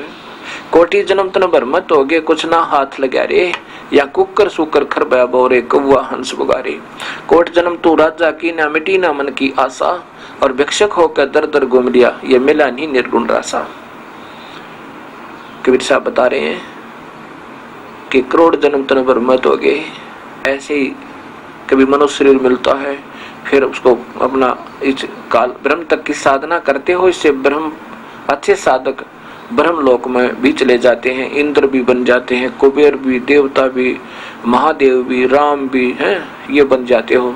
ब्रह्मा विष्णु महेश की पदवी भी पा लेते हो। लेकिन काल के जाल से बाहर नहीं जा सकते पुत्र, जब तक मेरी शरण में नहीं आओगे। मैं पूर्ण परमात्मा का सत संदेश वाहक मुनिंदर रूप में आया हूँ और मैं ही वो पूर्ण ब्रह्म समझो मुझे। कोट जन्म करोड़ जन्म तो बरमत हो गए, कुछ ना हाथ लगा रे, और कुकर कुत्ता सुकर सुअर खर गदा और बना, और कौवा काग हंस और बुगला, कौवा हंस बुगारे। कोटि जन्म तो राजा भी हो लिए, करोड़ जन्म तो राजा की ने, पर मिट्टी न मन की आशा। राजा बनने के बाद ये प्राणी न सोचा दुनिया न लूट लो, घर न भर दूं, ठोक लो बैंकों को, है तजूरी ठोक दूं, जमीन में गाड़ दूं, इतना में इसकी मौत हो जा, गधा बना पावे। और उस पे वहाँ वो जमा राशि ने कोई और ही बरता है। मनमान वो बेटे फिर इसे निकम्मे हो जाता, दारू पीवे, मांस खावे, कार काट ले, कोठी ले में, पाप कर्मों से पैसा कमाया हुआ तो राजा के को कुत्ता बने, फिर उसका जीव चालने नरक में ठोक जा, और मौज मारे वो आने वाले वो उसको बर्बाद कर देंगे, फिर वो 84 में चले जाएंगे। जब तक हम पूर्ण परमात्मा की भक्ति नहीं करेंगे तब तक ये दुर्गति हमारी सदा बनी रहेगी। इंद्र कुबेर इसकी पदवी ब्रह्मा वरुण धर्मराया और विष्णुनाथ के पुर को जा लिया, तो फिर उल्टाए आया। इंद्र भी बन गए, कुबेर भी बन गए, ब्रह्मा भी बने, वरुण भी, धर्मराय भी, और विष्णु भी बने, और विष्णुनाथ के पुर को भी पहुंच गए। अच्छी साधना करके विष्णु लोक में भी चले गए। फिर भी मृत्यु को वहां से देव रूप समाप्त हुआ, फिर 84 में आ गए और दुख पाए। असंग जन्म तो मरत्या हो गए, जीवित क्यों ना मरे रे, और 12 मद मैल मठ बोरे, बहुत बहुर ना दे धरे रे। दोजक भी सभी ते देखे, राजपाट के रसिया, और त्रिलोकी से तिरपत ना ही यौवन भोगी खसिया। अच्छे अच्छे साधक भी रहे हो तुम, सुबह रोटी मांग ले, शाम ने भी वही खाई बासी बूसी, और बैठ कर भजन किया, ओम नाम का जाप भी किया। उससे क्या हुआ कि कभी ब्रह्मा बन गए, कभी विष्णु बन गए, शिव बन गए, इंद्र कुबेर देवता बन गए, स्वर्ग में भी चले गए, महास्वर्ग में भी चले गए, अपनी पुण्य कमाइयों को खाकर फिर नरक में गए, नरक के बाद 84 में भी आ गए। ये तुम्हारा कर्म नहीं समाप्त हुआ, ये चक्कर समाप्त नहीं हुआ जब तक मेरी बताई हुई सत साधना नहीं करोगे। दोजक बहिष्ठ, दोजक कहते हैं नरक को, बहिष्ठ कहते हैं स्वर्ग को, ये उर्दू का शब्द है। ये भी तूने खूब देखे, यानी अच्छी साधना की तो स्वर्ग चले गए, और पाप कर्म यहाँ पर बराबर होते हैं। उन पाप कर्मों का प्रतिफल भी भोगे ही कटेगा जब तक पूर्ण परमात्मा की सद्भक्ति नहीं मिलेगी। तो दोनों कर्म ही भोगने होंगे, जैसे कर्म करेगा वो भोगने ही होंगे। और कबीर साहब पाप कर्मों को काट देते हैं, इनमें परम शक्ति है। जैसे खेती में खरपतवार हो जाता है, एक ऐसी दवाई डाली जाती है कि वो खरपतवार को समाप्त कर देती है, खेती प्रफुल्लित हो जाती है। और बाकी पहले अन्य जो साधना आप कर रहे हो उन संतों से, उन भगवानों से आपके पाप कर्म रूपी वो खरपतवार नहीं समाप्त हो सकता। फिर बताया कि सतगुरु मिले तो इच्छा मेटे, पद मिल पदे समाना, और चल हंसा उस लोक पठाऊं जो आद अमर स्थाना। कबीर साहब कहते हैं कि चल तुझे वहां ले चलो हनुमान, जहां पर कभी मृत्यु ना हुए। कहते हैं सतगुरु मिले तो इच्छा मेटे, कोई संत मिले पूरा तो ये इच्छा खत्म करे, यहाँ के 21 ब्रह्मांड का कुछ भी नहीं चाहे। और जो कमाई की हमने ओम नाम की, अन्य जो साधना धर्म कर रहे हैं, वो सारे इस काल को सौंप दे कि मुझे आपका यहाँ का कुछ नहीं चाहिए, हमारा पीछा छोड़ो। और अगर मान लिया आपको ऊपर के 2 मंत्र और नहीं मिले तो ऐसा नहीं हो सकता। ये प्रतिफल आपको ओम नाम के जापते प्रभु प्राप्ति नहीं है, वेदों वर्णित विधि से प्रभु प्राप्ति नहीं है, यह गहनादित है। लेकिन इसकी कमाई करनी पड़ेगी अगर ऊपर चलना है तो। ओम नाम का जाप करें सरेगा, वो पूरे गुरु तले के, उससे जो ऊपर की कमाई तीनों मंत्र देने वाला हो। और फिर ओम नाम की कमाई का हम यहाँ का कोई प्रतिफल नहीं लेंगे, इसका ऋण उतर जाएगा। और फिर परब्रह्म का एक मंत्र है, उसके लोक से हमने बाहर निकला, उसका टैक्स देना, उसकी भी वो दूसरे मंत्र ओम के साथ एक मंत्र और लगकर सतनाम बनता है, वो कमाई इसको दे देंगे परब्रह्म को। और तीसरा मंत्र जो होगा वो सारनाम, उसकी कमाई हम अपने सतलोक जाएंगे उसके आधार पे। तो यहाँ कहते हैं कि सतगुरु मिले तो इच्छा मेटे, पद्मल पदे समाना, और चल हंसा उस लोक पठाऊं जो आद अमर स्थाना। कि चल हंसा, हे हंसात्मा, चल तुझे वहां ले चलूं जहाँ कभी नहीं मरते। यहाँ ते 21 ब्रह्मांड का भी विनाश होगा, ब्रह्मा विष्णु महेश भी मृत्यु का होंगे। अनुमान तेरी तो औकात क्या है। और फिर बताया कि सतगुरु मिले, पूर्ण संत मिल जाते, यहाँ की सब इच्छाओं को समाप्त कर देगा। ना हमने देवता बनना, ना या राष्ट्रपति बनना, ना प्रधानमंत्री बनना, हमने तो अपनी भक्ति करके पीछा छुटवाना। और ना ही इंद्र कुबेर बनना, ना ब्रह्मा विष्णु महेश की पदवी चाहिए हमने। इंद्र दा राज काग दा बिष्टा, ना भोगा इंद्राणी नू, हमने यहाँ की कोई इच्छा नहीं चाहिए। ऐसे जब संत मिलेंगे तो यहाँ की सब इच्छाओं को समाप्त कर देंगे। सतगुरु मिले तो इच्छा मेटे, पद्मल पदे समाना, चल हंसा उस लोक पठाऊं जो आदि अमर स्थाना। जो गीता में लिखा है कि वो शाश्वत स्थान, उस परमात्मा की भक्ति कर लो और उसकी भक्ति से तुम शाश्वत स्थान अर्थात सतलोक को प्राप्त हो जाओगे, अमर स्थान जो कभी विनाश में नहीं आता। 4 मुक्ति जहाँ चंपी करती माया हो रही दासी, और दास गरीब अभय पद पर से मिले राम अविनाशी। कबीर गरीबदास जी की वाणी में कबीर साहब बता रहे हैं कि गरीबदास जी बता रहे हैं कि कबीर साहब ऐसे समझाया करते थे। क्या बताते हैं कि 4 मुक्ति जो यहाँ की चौथी मुक्ति है, वहां तो उनके उन अंशों को जो सतलोक पहुंच गए उनके चरणों में तो ये मुफ्त में रहती है, उनसे भी अच्छी सुविधा वहां पर है। 4 मुक्ति जहाँ चंपी करती माया हो रही दासी, और दास गरीब अभय पद पर से मिले राम अविनाशी। अभय पद कभी मृत्यु ना हो, कोई भय नहीं, कोई चिंता नहीं। और वो अविनाशी परमेश्वर जो वास्तव में अविनाशी, गीता जी में लिखा है कि वो परमात्मा वास्तव में अविनाशी है, वो मिले फिर। जो गीता जी के, देखिए गीता जी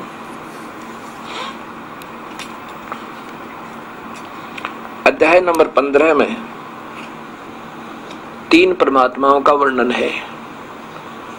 प्रथम श्लोक में अध्याय नंबर 15 के और श्लोक नंबर 1 और 2 में तो वर्णन है कि ये उल्टा लटका हुआ वृक्ष है अर्जुन, ये संसार रूपी वृक्ष है और इसकी ऊपर को शाखा है और ऊपर को जड़ है, नीचे को शाखा है।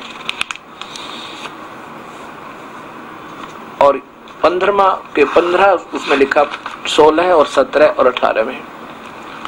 अब देखिएगा कि इन पूरी सतिथि दी है। यहाँ पहले 15 देखिएगा, नीचे देखिएगा श्लोक, ये 15 है, ये अध्याय नंबर 15 का श्लोक नंबर 15 है। ये काल अपनी सतिथि तो बताता है कि मैं सर्व प्राणियों के हृदय में अंतर्यामी रूप से सतित हूँ तथा मुझसे समर्थी ज्ञान और अपोहन होता है और सब वेदों द्वारा मैं ही वेद जानने योग्य हूँ, वेदांत का करता हूँ और वेदों को जानने वाला मैं ही हूँ। अपनी सतिथि तो बताता है कि मैं तो सब प्राणियों के हृदय में महाब्रह्मा और पार्वती के शिव और महाशिव और पार्वती के रूप में बैठा हूँ, लेकिन वास्तव परमात्मा 3 है। देखिए इधर ये 16वां श्लोक है, अध्याय नंबर 15 का श्लोक नंबर 16 है। वैसे पहले यही देखिएगा, इसकी संस्कार दिखाता हूँ। द्वौ इमौ पुरुषो लोके, इस लोक में, कौन से लोक में? इस पृथ्वी वाले लोक में, इस पृथ्वी वाले लोक में और 2 भगवान हैं। पृथ्वी वाले लोग कौन से हैं? क्षर और अक्षर, पर यानी ब्रह्म और परब्रह्म। ब्रह्म और परब्रह्म के जो लोक हैं वो पृथ्वी वाले लोग कहलाते हैं। तो ये 2 भगवान तो आम व्यक्ति जानता है। क्षर माने नाशवान और अक्षर माने अविनाशी, कुछ अविनाशी। और इसी प्रकार 2 सतिथि प्राणियों की है। जीवात्मा रूप में तो ये अविनाशी हैं और सतुर शरीर में ये सभी प्राणी नाशवान हैं, सीधा। इसलिए यहाँ देखिए इनके द्वारा सरलार्थ भी ज्यों का त्यों है। इस संसार में नाशवान और अविनाशी ये भी 2 प्रकार के पुरुष माने भगवान हैं, प्रभु हैं। संपूर्ण प्राणियों के शरीर नाशवान और अजीवात्मा अविनाशी कहा जाता है, बिल्कुल स्पष्ट है। आगे 16 देखिएगा 17वां। वास्तव बताया कि इन दोनों से भी उत्तम पुरुष है तो अन्य है, परमात्मा इति उदारते है। वास्तव में उत्तम परमात्मा, सर्वोत्तम भगवान तो कोई और है और उसको परमात्मा कहा जाता है। और यही लोकतरम अविषय विभर्ति अव्यम ईश्वरम, ईश्वर है, अव्यय है ईश्वर है, ये अव्यय ईश्वर है, अविनाशी परमेश्वर इसको कहा जाता है। उत्तम पुरुष, उत्तम प्रभु तो 2 और ही है। पुरुष माने भगवान या प्रभु जानिए। उत्तम पुरुष तो अन्य ही है जो तीनों लोकों में प्रवेश करके है, सबका भरण पोषण करता है, अविनाशी परमेश्वर परमात्मा इस प्रकार कहा गया है। अब देखो फिर 18वें में अपनी सतिथि बताता है कि मैं तो केवल इस लोक वेद के आधार पर लोग मुझे पुरुषोत्तम मानते हैं, क्योंकि मैं इस जीवात्मा जो मेरे अंतर्गत आती है किस ब्रह्मांड में, उनको और जो सतुर शरीर में है चाहे वो जीव रूप में है, उन सबसे उत्तम हूँ। इसलिए मैं पुरुषोत्तम कहलाता हूँ, पर मैं पुरुषोत्तम नहीं हूँ, क्योंकि मैं जड़ वर्ग अक्षेत्र से अर्थात स्थूल शरीर में जो प्राणी उनसे तो अतीत हूँ और अविनाशी जीवात्मा से भी उत्तम हूँ। बस इसलिए लोक और वेद में, वैसे तो लोक वेद होता सुनी सुनाई बातों में, मैं पुरुषोत्तम प्रसिद्ध हूँ, मैं पुरुषोत्तम हूँ, लेकिन मैं वास्तव में भगवान ही उत्तम पुरुष है, तू अन्य है। वो भगवान तो कोई और ही है और उसे अविनाशी परमेश्वर इस नाम से कहा जाता। वही तीनों लोकों में प्रवेश करके सबका धारण पोषण करता है। अब इसमें कितनी स्पष्ट स्थिति की है कि अक्षर, क्षर और अक्षर ये 2 भगवान हैं इस लोक में, यानी पृथ्वी वाले लोकों में हैं। अब क्षर ये ब्रह्म है, अक्षर पुरुष ये परब्रह्म है। अब क्षर पुरुष यानी काल ब्रह्म का तीसरी सतिथि बताई, जैसे चीनी का कप हो वो सफेद सफेद चाय पीने का, ये तो समझो काल भगवान क्षर पुरुष इतना सथाई। और सटील का कप समझो ये अक्षर पुरुष, वो भी अविनाशी नजर आवे जैसे। और पूर्ण परमात्मा समझो सोने का कप।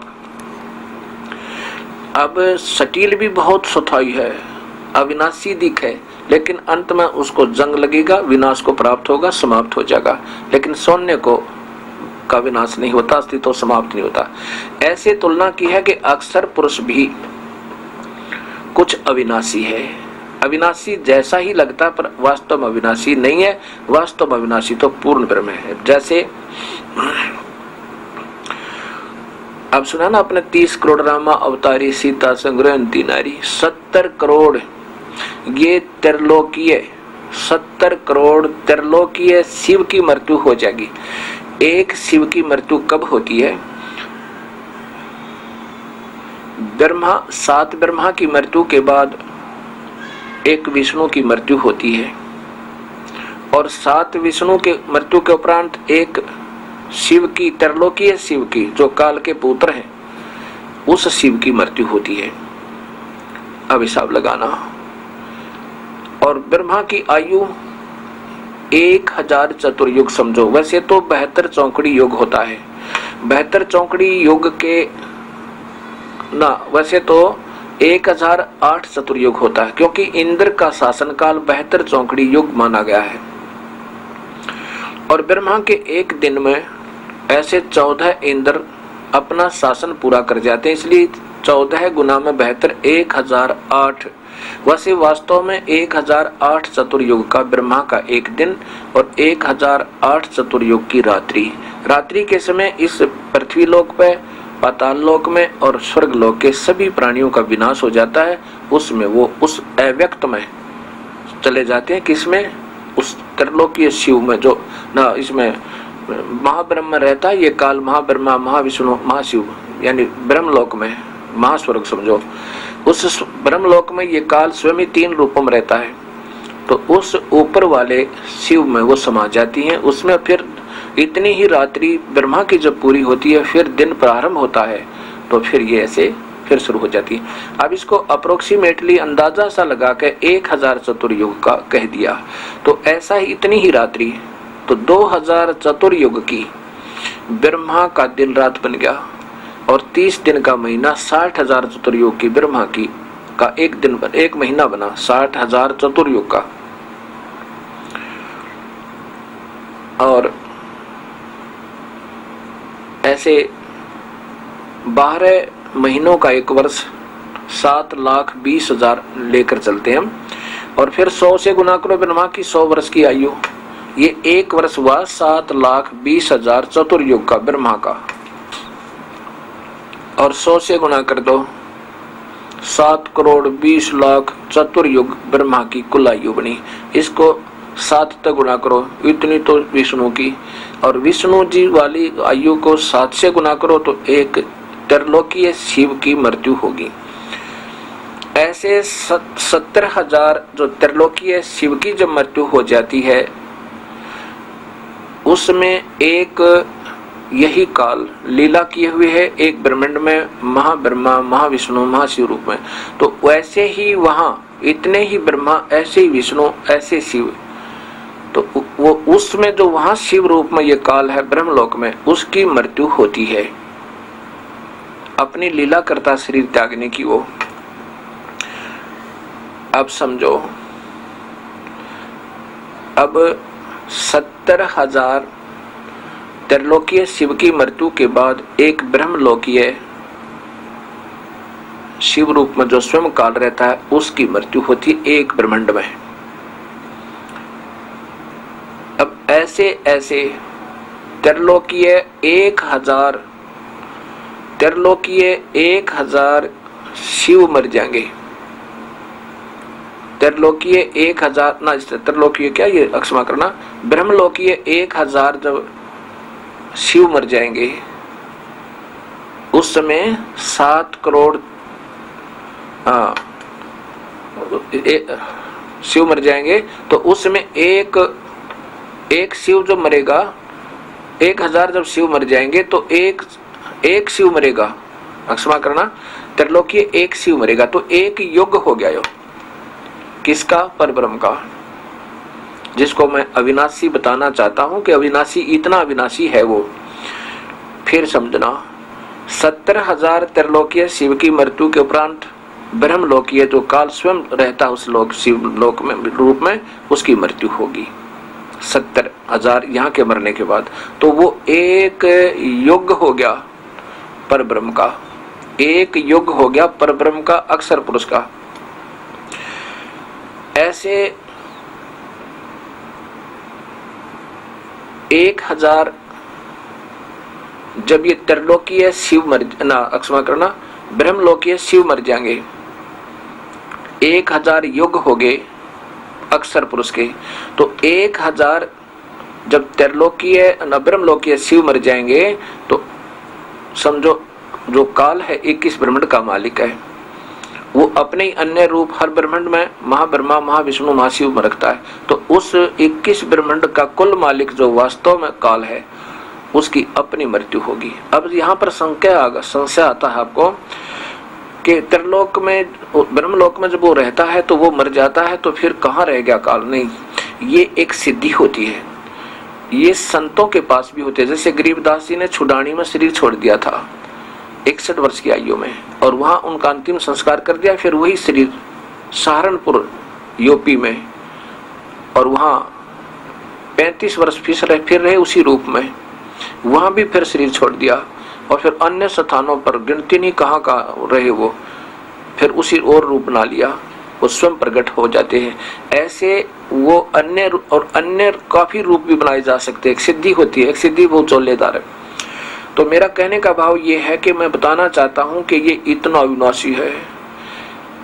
1,000 ब्रह्मलोकीय शिव की मृत्यु के बाद ये काल के 21 ब्रह्मांडों का विनाश होगा। उस समय 1,000 युग होंगे परब्रह्म के, अक्षर पुरुष के 1,000 युग के बाद इस त्रिलोकीय 21 ब्रह्मांडीय काल का 21 ब्रह्मांड का विनाश होगा। ये काल के सर्वलोक और स्वयं काल की भी मृत्यु होगी। और इतने ही युगों के बाद ये फिर दोबारा फिर रची जाएगी। उस समय ये सभी प्राणी उस परब्रह्म के लोक में रख दिए जाएंगे। और ऐसे ऐसे 7 करोड़ ये काल मर लेंगे। उस समय ऐसे ऐसे 7 करोड़ ये निरंजन मर जाएंगे। ये काल मर लेगा, ब्रह्म का विनाश हो जाएगा, अक्षर पुरुष का विनाश होगा, तब अब इस अक्षर पुरुष का विनाश होगा। अब देखो, विनाश तो होगा, लेकिन ये इससे इतना स्थायी है, ये भी काफी लंबी चौड़ी उम्र रखता है, फिर भी इसको नाशवान अक्षर पुरुष का है। अब ये बात विचार करनी होगी। ये काल भी स्वयं महाप्रलय करता है। ये हर लोक में, हर ब्रह्मांड में भी महाप्रलय करता है। और ये 5 बार अपने एक जीवन में 1,000 परब्रह्म के चतुर्युग के दौरान ये 5 बार इन 20 ब्रह्मांडों का विनाश कर देता है।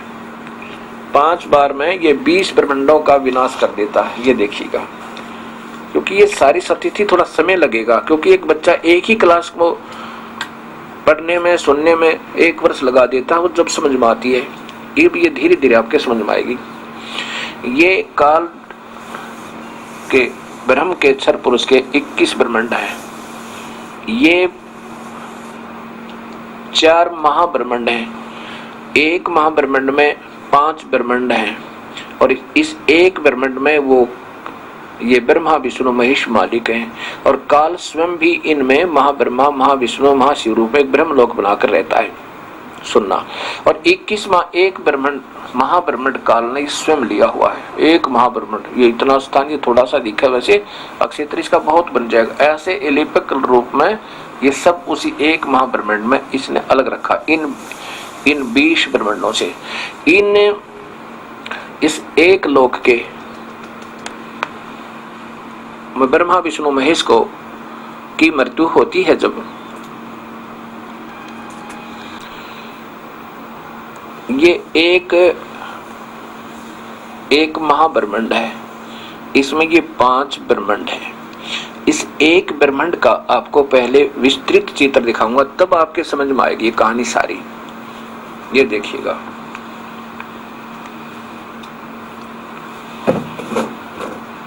ये जो एक ब्रह्मांड का चित्र है,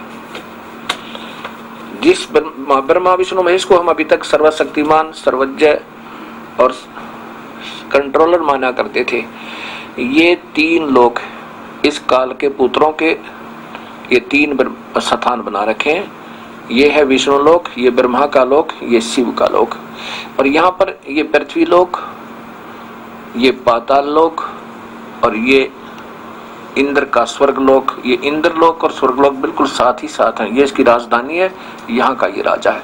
और ये धर्मराय का लोक। तो ये त्रिलोकीय शिव। 7 ब्रह्मा मर जाते हैं। 7 ब्रह्मा के मरने पर एक विष्णु की मृत्यु, 7 विष्णु की मृत्यु के बाद एक शिव, त्रिलोकीय शिव की मृत्यु। ऐसे 70,000 जब शिव मर जाते हैं तो एक त्रिलोकीय, ये ब्रह्मलोकीय है।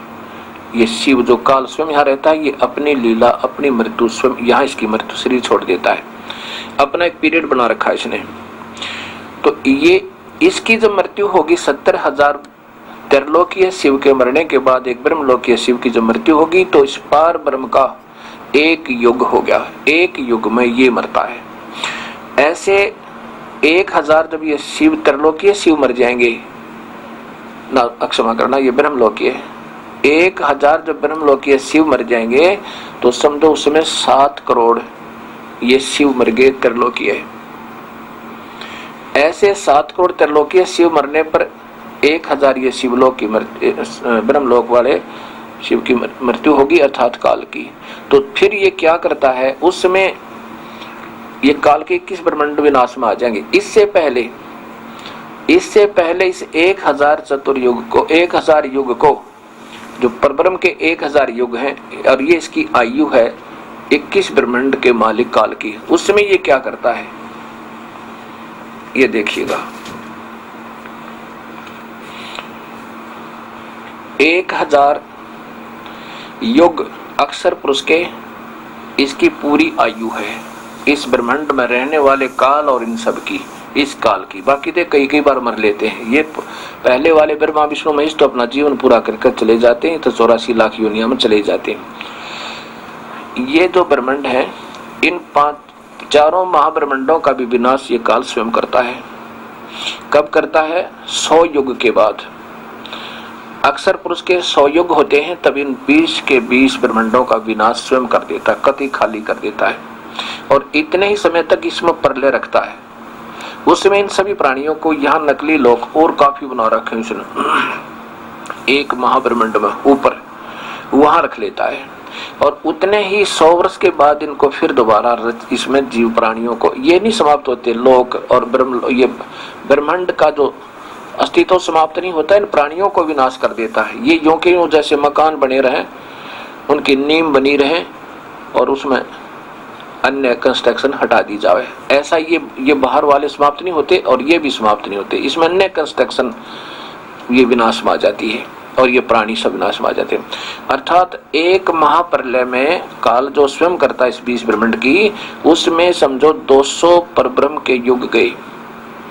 ऐसे ये 5 बार इनको फिर रचता है, फिर विनाश में लाता है, फिर रचता है। ऐसे 5 बार महाप्रलय स्वयं करता है इन 20।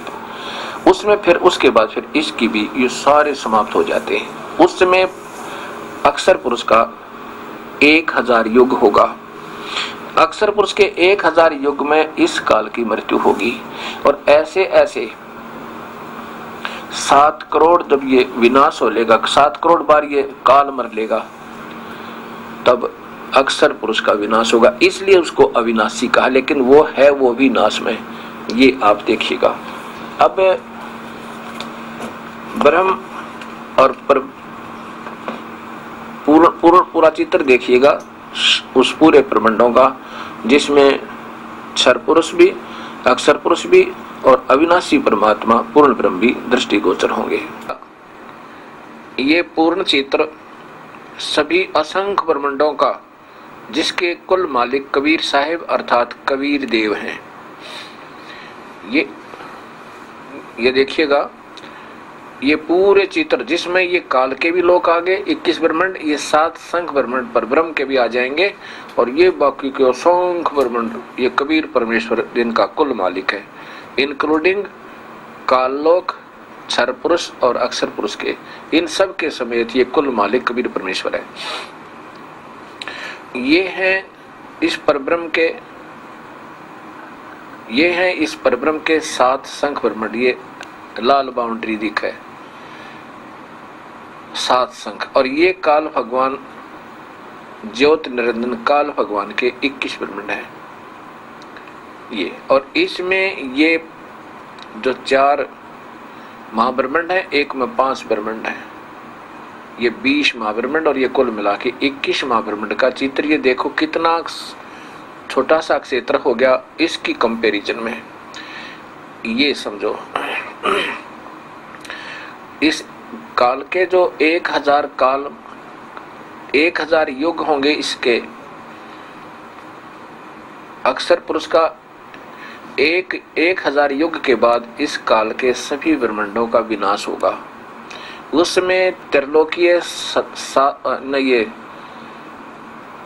जो है 7 करोड़ शिव मर जाएंगे, और 1000 मरेगा ब्रह्मलोक वाला शिव, ऐसे सीधा समझना। तो 1000 जो ब्रह्मलोक वाले शिव रूप में स्वयं रहता है, इसकी मृत्यु इसने अपनी एक ऐसे तुलना बना रखी है, एक पैमाना बनाया है युगों का। तो 1000 त्रिलोकीय 1000 ब्रह्मलोकीय जब शिव मर जाते हैं, तो एक युग में ब्रह्मलोकीय एक शिव मरता, 1000 युग पर ब्रह्म के हो गए। 1000 ब्रह्म के युगों के बाद इस पूरे के पूरे काल के ब्रह्मांडों का विनाश होता है। और ऐसे ऐसे 7 करोड़ ये काल मर जाएंगे, 7 करोड़ काल ज्योति निरंजन के 21 ब्रह्मांड 7 करोड़ बार विनाश में आ लेंगे, तब इस अक्षर पुरुष, इसलिए इसको अक्षर पुरुष कहा है, विनाश में आओगा। लेकिन इन लोकों का कभी विनाश नहीं होता। ये सतलोक है, सतलोक का कभी विनाश नहीं होता। ये दास आपको बताना चाहता था कि ये अविनाशी परमात्मा, दास गरीब अभय पद पर से मिले राम अविनाशी। इन असंख्य ब्रह्मांडों का कुल मालिक कबीर परमेश्वर है। ऊपर इसके आपने देखा अगमलोक, अलखलोक, अगमलोक, अनामी लोक, इनमें भी ये स्वयं कबीर नाम से ही रहता है। ये सतपुरुष, अकाल पुरुष, सब स्वरूपी राम आदि जो नाम है, अक्षर पुरुष, नि अक्षर पुरुष, परम अक्षर पुरुष, परम दिव्य पुरुष, ये इनके उपमात्मक कबीर परमेश्वर के ही उपमात्मक नाम है, महिमात्मक नाम है। अलख पुरुष, अगम पुरुष, अनामी पुरुष, इसी परमेश्वर का ही कबीर परमेश्वर के अन्य नाम है। तो अब ये बताना चाहा दास ने कि हनुमान जी को मुनिंदर जी अपनी महिमा आप बता रहे हैं कि 4 मुक्ति जहाँ चंपी करती माया होरी दासी, और दास गरीब अभय पद पर से मिला राम अविनाशी। इस प्रकार गीता जी के 15वें अध्याय के 16, 17 और 18 श्लोक में स्पष्ट वर्णन किया है कि इस पृथ्वी के लोग कहलाते हैं 7 संख ब्रह्मांड परब्रह्म के और 21 ब्रह्मांड ब्रह्म के। ये तो पृथ्वी वाले लोग हैं। और ऊपर के आकाश के लोग बोले जाते हैं जो शब्द रूप में अविनाशी रूप में रचे हुए हैं, जैसे अथर्ववेद में आपने सृष्टि रचना में सुना। तो अविनाशी परमात्मा कबीर परमेश्वर हुआ।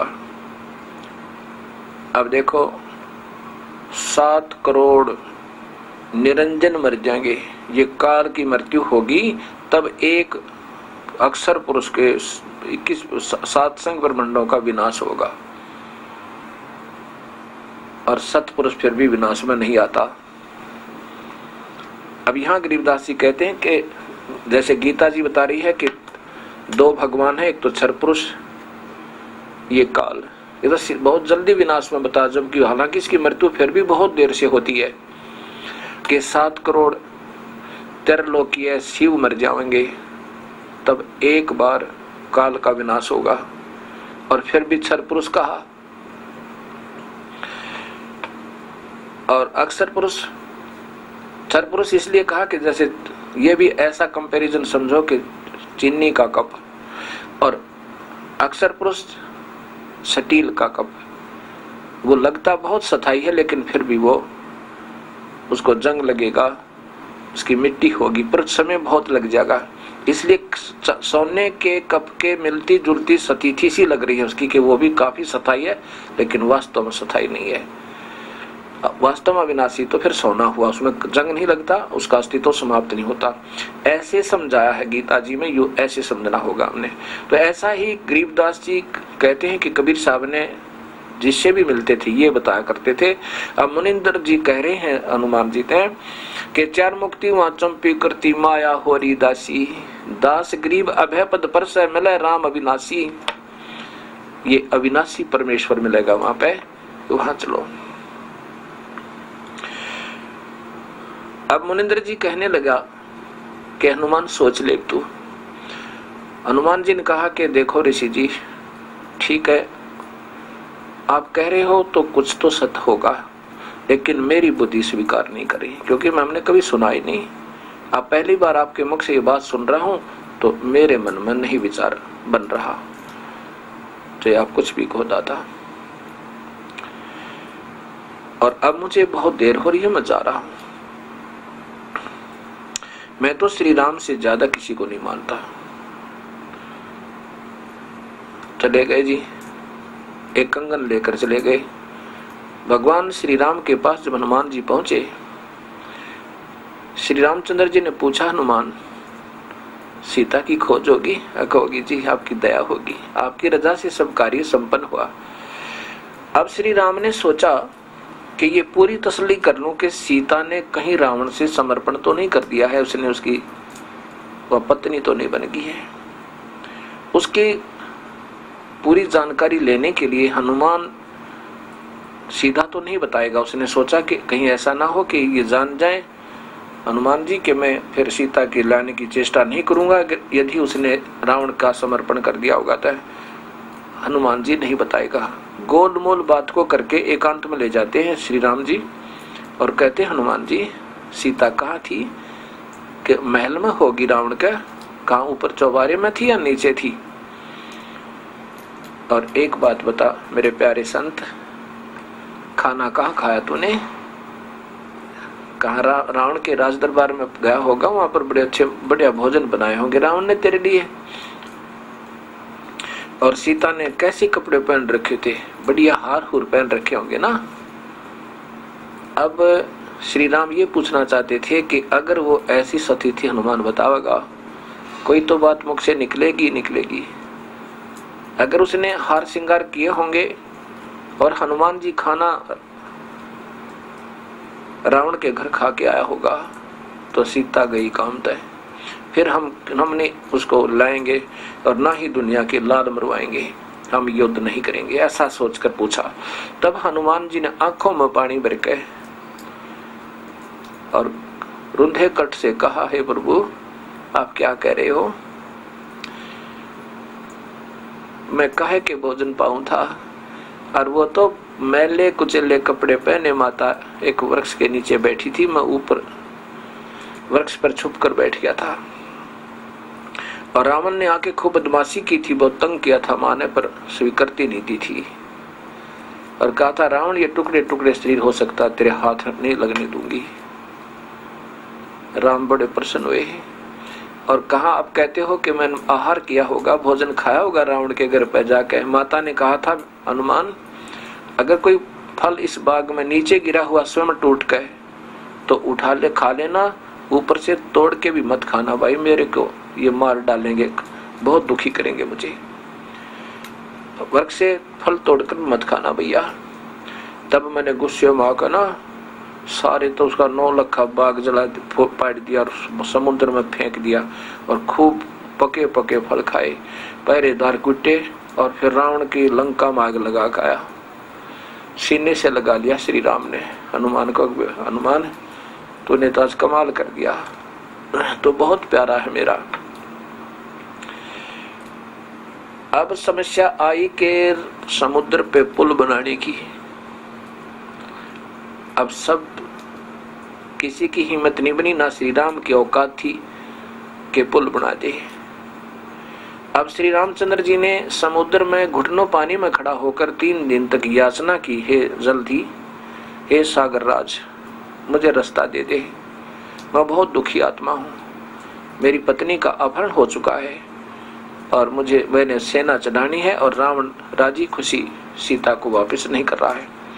3 दिन तक जब श्री राम ने ऐसी प्रार्थना करते हो गए और समुद्र टस से मस नहीं हुआ, तब क्रोधित होकर श्री रामचंद्र जी ने कहा कि लक्ष्मण, मेरा अग्नि बाण निकाल, ये लातों के भूत बातों से नहीं मानते। जब श्री राम ने वो अग्नि बाण चढ़ा पर तंचा बह, उसी समय उसमें से लपटें निकलने लगी अग्नि बाण के अंदर से।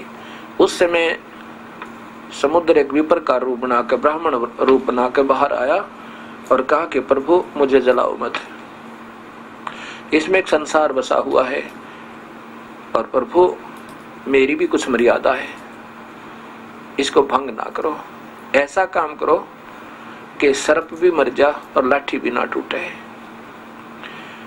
श्री राम ने कहा कि नादान, मैं 3 दिन हो गया तेरे आगे हाथ जोड़े, तने रहम नहीं आया तूने मुझे मेरे पे। तो समुद्र ने कहा, मालिक मेरी भी मर्यादा है, और यदि मुझे जला भी दोगे तो ये खंडहर बन जाएगा, आपकी सेना कभी नहीं जा सकती और फिर बहुत गहरा हो जाएगा और फिर उससे चढ़ना होगा, कभी नहीं चढ़ सकते आप। ऐसा काम करो, सर्प भी मर जाए, लाठी भी ना टूटे। तब श्री राम ने पूछा कि ऐसा कौन सा तरीका है जो ये दोनों काम हो। समुद्र ने बताया कि आपकी सेना में एक नल और नील नाम के 2 बहुत ही अच्छे शिल्पकार भी हैं और उनके गुरुजी द्वारा दिया हुआ आशीर्वाद है उनको, उनके हाथ से पत्थर भी तैर जाते हैं। नल और नील को बुलाया गया। श्री राम ने पूछा, क्या तुम्हारे पास ऐसी शक्ति है? नल और नील ने कहा, जी है हमारे पास शक्ति। अब यहाँ ये जीव मार खाता है। नल और नील ने देखा कि आज तुम्हारे सामने हनुमान भी फेल होगा और अंगद भी फेल, जामवान भी फेल, सुग्रीव भी फेल, और तुम्हारी वाह आज सारे जो ना शिखर में होगी। श्री राम ने कहा कि आप एक एक्सपेरिमेंट करके दिखाओ, हमें करके दिखाओ, एक बार एक पत्थर रखो। दोनों ने एक एक पत्थर उठाया और ऐसे ही जल पे रख दिया, वो दोनों का डूब गया, पत्थर नहीं तैरा। फिर दूसरा उठाया, फिर भी डूब गया, तीसरा रखा, फिर भी डूब गया, नहीं तैरा। उस समय श्री राम ने समुद्र की तरफ देखा, मानो कहना चाह रहे हो कि समुद्र तो झूठ बोल रहा था। उससे पूर्व ही समुद्र ने कहा, रे नादानो, नल और नील, तुमने अपने पूज्य गुरुदेव को आज याद नहीं किया, याद करो अपने परवरदिगार को। उस समय उन्हें बड़ी भूल महसूस हुई, क्योंकि पहले तो महिमावान बन गए अपने आप ही कि आज तुम अगर गुरुजन याद करोगे ना तो ये न सोचेंगे इनके गुरुजी शक्ति देते हैं, इनमें तो कुछ भी शक्ति नहीं, ऐसा वो काम बिगाड़ दिया। तब उन्होंने याद किया, प्रभुवर, हे गुरुवर, दया करो, हमसे गलती होगी। इतनी देर में सामने से कबीर साहब आते हुए नजर आए, काफी दूर तक, और देखा कि सामने गुरुदेव आ रहे हैं। दोनों कहते हैं, हमारे गुरुदेव आ गए, हमारे गुरुदेव आ गए, मुनिंदर ऋषि जी आ गए। इतने में वो नजदीक आ जाते हैं। श्री राम ने कहा कि मुनिवर, आपके शिष्यों के हाथ में ये शक्ति नहीं रही, आज इनसे पत्थर नहीं तैर रही। मुनिंदर जी ने कहा कि आज के बाद इनके हाथ से पत्थर तैरेंगे भी नहीं, क्योंकि इन्होंने अभिमान हो गया, ये गुरु मर्यादा भंग कर दी। आज इन्होंने गुरुदेव याद नहीं किया इस शुभ कर्म तो पहले। ऐसे यहाँ पर कबीर साहब बताते हैं, गरीबदास जी ने अपनी वाणी बताया है कि जैसे माता गर्भ को रख यतन बना और ठेस लगे तो छन्न हुए तेरी ऐसे भक्ति जा। जैसे किसी बहन को और काफी समय के बाद पेट में गर्भ रहा हो, बच्चा रहा हो, और फिर उस बच्चे की कितनी वो कोशिश करा करे, कितनी सावधानी रखती है, ऊंचे नीचे में पैर ना रखा जा। ये परमात्मा के रात को दबाव ना आ जा, रात को भी ऐसे चमक के उठती है कि कहीं तेरे बच्चे पर दबाव ना आ गया हो और ये खराब ना हो जा। जैसे माता गर्भ को रख यत्न बना और ठेस लगे तो छन हो तेरी ऐसे भक्ति जा। इस प्रकार हमने अपनी भक्ति को उपदेश लेने के बाद इतना सावधान और मर्यादा में रहना पड़ेगा। श्री रामचंद्र जी ने कहा कि हे ऋषिवर, अब मेरा क्या होगा? कबीर साहब ने कहा कि घबराओ ना, ऐसे करो कि मैंने ये सामने वाला पहाड़ है, इसके चारों तरफ एक रेखा लगा दी है। कबीर साहब ने उनके चारों तरफ रेखा लगा दी उस पहाड़ के। कबीर साहब ने कहा कि इसके बीच के जितने पत्थर हैं ये सब तैर जाएंगे, ये मेरा आशीर्वाद है, उठा लाओ। हनुमान जी लाए उठा गए, और नल और नील एक कारीगर इंजीनियर भी थे, शिल्पकार भी थे, उन्होंने फिर उनको छोल छाल के ऐसे फंसा फंसू कर तराश तरूस के और रखना प्रारंभ कर दिया। वो तैरने लग गए। और हनुमान जी अपनी दैनिक क्रिया किया करते थे, उन पत्थरों पे अपना पत्थर भी ला रहे थे और राम राम भी लिख रहे थे कि तेरा रोजाना का नैतिक कर्म भी बनता रहे और ये कार्य, क्योंकि तो काफी दिनों में बनना पुल, ये काम भी हो और ईश्वर भी याद रहे, जैसे हम सत साहिब आदि कहते हैं।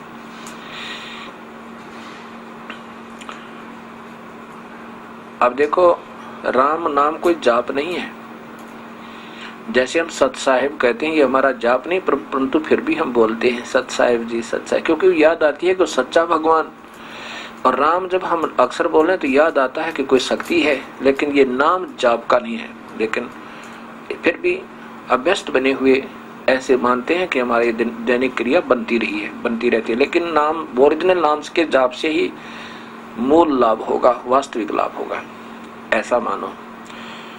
अब पहले हम अपने पुराने गुरुओं से पूछा करते थे तो वो कहते थे, कभी तो कहते थे नल नील न पत्थर तरा दिए, कभी कहते थे ना श्री राम नाम लिख दिया हनुमान जी इसलिए पत्थर तर गए, और फिर कहते थे श्री राम ने पुल बांध दिया, पुल बना दिया उस पे समुद्र पे। ये अधूरा ज्ञान था। अब ये ज्ञान हमारे सामने आया कि कैसे ये पुल बना और कौन इसका मूल कारण थे। अब आपने ये भी, हम प्रश्न करते थे पहले अपने पुराने अधूरे गुरुओं से, क्योंकि भावना तो बहुत थी, पर वो जो कह देते थे उसको हम स्वीकार करके और शांत हो जाते थे। हम प्रश्न करते थे कि भगवान श्री राम आप बताते हो कि ये तो विष्णु अवतार हैं, और फिर ये शिवलिंग बना करके शिव की पूजा कर रहे, तो वो क्या कहा करते हैं कि ना शिव तो राम की पूजा करता, विष्णु की पूजा करता है, और विष्णु शिव की पूजा करते हैं, या कोई बात हुई। अब वो श्री राम जो है, अब ऊपर के भगवान शिव की उस ब्रह्मलोक में रहने वाले, वैसे तो वेदों के में लिखा है कि पूर्ण परमात्मा कोई और है। ऐसे ही जब इन पर आपत्ति आती है तो पूर्ण परमात्मा का ही वो सिमरण करते हैं, उसको हृदय से रोते हैं, उसके आगे याद करते हैं। फिर वो दयालु परमेश्वर हमेशा उस तरफ होता है जो यानी गलती ना हो। जैसे दो राजाओं की लड़ाई है या किसी दो पक्षों की लड़ाई है, उस तरफ होंगे जो दोषी ना हो, निर्दोषों की तरफ होते हैं और भक्ति वाले व्यक्तियों की तरफ होते हैं। तो उस परमेश्वर ने देखा कि इसमें गलती सारी रावण की है, तो वो पूर्ण परमात्मा की उन्होंने भक्ति की, याद किया, तो उन्होंने याद करके उसको फिर अपना अन्य कार्य प्रारंभ करना था। अब इन श्री राम आदि को सिर्फ इतना ही ज्ञान है कि और परमात्मा है, उसको शिव भी कहते हैं, क्योंकि पूर्ण परमात्मा वेदों में वर्णन है, उसको ब्रह्मा विष्णु और शिव भी उसी का नाम है। ब्रह्मा का अर्थ है कुल सृष्टि रचनहार, विष्णु का अर्थ होता सर्वव्यापक और पालन करता, वही कबीर है। कबीर साहब जैसे अक्सर पुरुष एक पेड़ है, निरंजन वा की डार, तीनों देवा शाखा है, ये पात रूप संसार, और जड़ फिर अलग रहेगी। ऐसे ही गीता जी के अध्याय नंबर 15 के श्लोक नंबर 17 में लिखा है कि वास्तव परमात्मा कोई और है और वही तीनों लोकों में प्रवेश करके सबका धारण पोषण करता है, अर्थात कुल मालिक कोई और ही है, वही अविनाशी भगवान है। तो सब कार्य ये ऐसे अड़े हुए उन्हीं के पुण्य कर्मों के आधार पर वो मदद करते हैं। इस त्रिलोकीय शिव की जो पूजा नहीं थी, ऐसे ध्यान किया था, त्रिलोकीय शिव की तरफ ध्यान किया था किसने? श्री रामचंद्र जी ने, और उससे प्रार्थना की थी कि सेना भेज दे। त्रिलोकीय शिव ने अब 18 पदम, नील पदम, 18 पदम अपने गण भेजे थे वहां तक, शिव के लोग थे,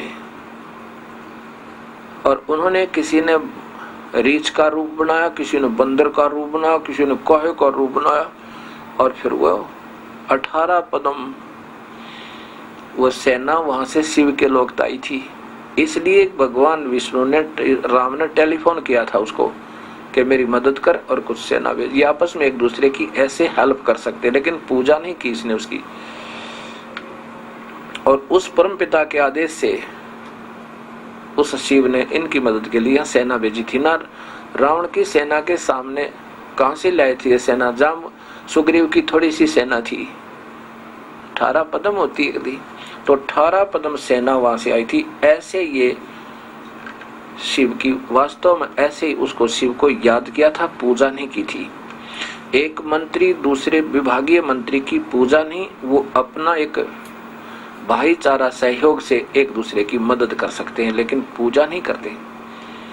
पूजा पूर्ण परमात्मा का ही करते हैं ये, क्योंकि इनको वेदों में ब्रह्म तक का ज्ञान है, और ब्रह्म ये एक और शिव है, ब्रह्म ही शिव रूप में रहता है एक ब्रह्मांड में, ऐसा समझो।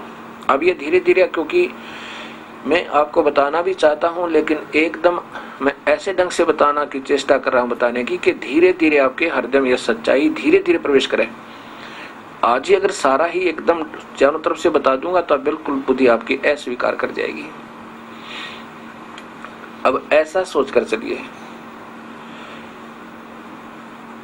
रे नल नील जतन करे हार, तब सतगुरु से करी पुकार। रे नल नील जतन करे हार, तब सतगुरु से की पुकार। जा सतरे खाल की अपार, सिंधु पे शिला तिराने वाले। जा सतरे खाल लिखी अपार, सिंधु पे शिला तिराने वाले। धन धन सतगुरु सत कबीर भक्त की पीर मिटाने वाले। धन धन सतगुरु सत कबीर भक्त की पीर मिटाने वाले। भक्त की पीर मिटाने वाले, भक्त की पीर मिटाने वाले। धन धन सतगुरु सत कबीर भक्त की पीर मिटाने वाले। अब ऐसे ये पुल का निर्माण हुआ था, कबीर परमेश्वर की रजाते। अब 12 वर्ष तक युद्ध हुआ, और 12 वर्ष तक श्री राम तो रावण नहीं मरा, तो रावण समर्थ, श्री रामचंद्र जी समर्थ नहीं थे। जब इन्होंने देख लिया कि अब तो बात बिगड़ गई, अब ये रावण नहीं मर पा रहा है, निढाल हो गए, तब उस परमेश्वर को याद किया था श्री राम ने कि हे सर्वशक्तिमान, हे परवरदिगार, मेरी रक्षा करो, मेरी मदद करो। उस समय कबीर परमेश्वर आए थे सतलोक तय, और तीर चलाता दिखा था श्री राम, और ठोकिया सुंडी नाभि में कबीर परमेश्वर ने। अब ये बातें आपको बहुत लास्ट की हैं, अभी तक हमने जो ज्ञान सुना था वो भी इसको थोड़ा अस्वीकार्य करेगा नहीं। विभीषण ने ये भी बता दिया था कि रावण की नाभि में अमृत है, और वहां से इसके 10 जो सिर भी काट दिए थे वो भी वापस मिल गए, क्योंकि इसने पहले 10 सिर चढ़ा रखे थे काट काट के, उसका प्रतिफल भगवान ने इसको दे दिया। और फिर भी रावण नहीं मर रहा था। खूब कोशिश कर ली थी नाभि में तीर लगाने की, क्योंकि वो बराबर के योद्धा था और काट देता था तीरों को। तब रामचंद्र जी ने पूजा की थी उस परमेश्वर की। ना इस त्रिलोकीय शिव की करी थी, ना इस ब्रह्मलोकीय शिव की। वो वास्तव में उसमें सर्वशक्तिमान को याद किया जाता है, जो तीनों लोकों में प्रवेश करके सबका धारण पोषण करता है। वो परमेश्वर फिर गुप्त रूप में आए और राम दिखत तीर चलाता और चलाया उस पूर्ण परमात्मा ने और ठोक दिया उसकी नाभि में, जब वो राक्षस रावण मरा। गरीबदास जी कहते हैं कि पहुंचूंगा क्षण एक में जन अपने के हेते, हिरण्यकशिपु उदर उदारिया वो रावण मारा खेत।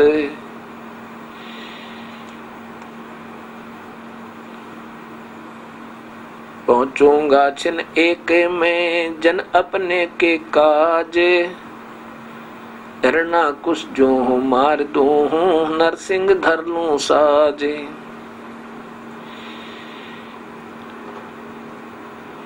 इस प्रकार ये कबीर परमेश्वर की लीला, थोड़ा समय लगेगा आपको समझने में, लेकिन आ जाएगी। सत्य है ये सारी की सारी। एक बार तो प्रथम बार जो व्यक्ति भक्तात्मा सुनेगा ऐसे लगेगा कि सब मन गढ़ंत कहानियां हैं और ये बनावटी बातें हैं। बिल्कुल नहीं, ये शास्त्रों में सत्य प्रमाण होंगे आपको। अब आगे देखो लीला भगवान की। रावण का वध हुआ और विभीषण को राज्य हुआ। विभीषण और मंदोदरी ये दोनों ही प्रभु के प्यारी थी। जिस लंका को रावण नहीं रख सका और अपने प्यारे भक्तन विभीषण को प्रदान करवा दी श्री रामचंद्र जी के माध्यम से। अब देखो, हम जड़ की भक्ति करते हैं, पौधे को जड़ की सिंचाई करते हैं तो फल तो टहनियों के लगना है।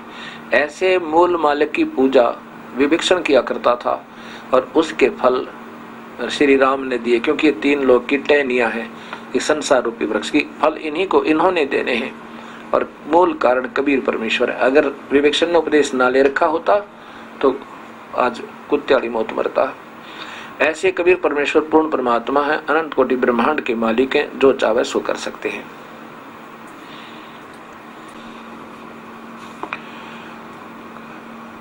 विभीषण को राज्य प्रदान करके श्री रामचंद्र जी सीता जी की अग्नि परीक्षा लेकर सब सैनिकों के सामने श्री राम ने कहा कि यदि सीता को रावण ने छुआ भी नहीं है तो अग्नि के अंदर नहीं जलेगी, और जल गई तो ये उल्टा होगी और विनाश को प्राप्त हो जाएगी, कोई दिक्कत नहीं।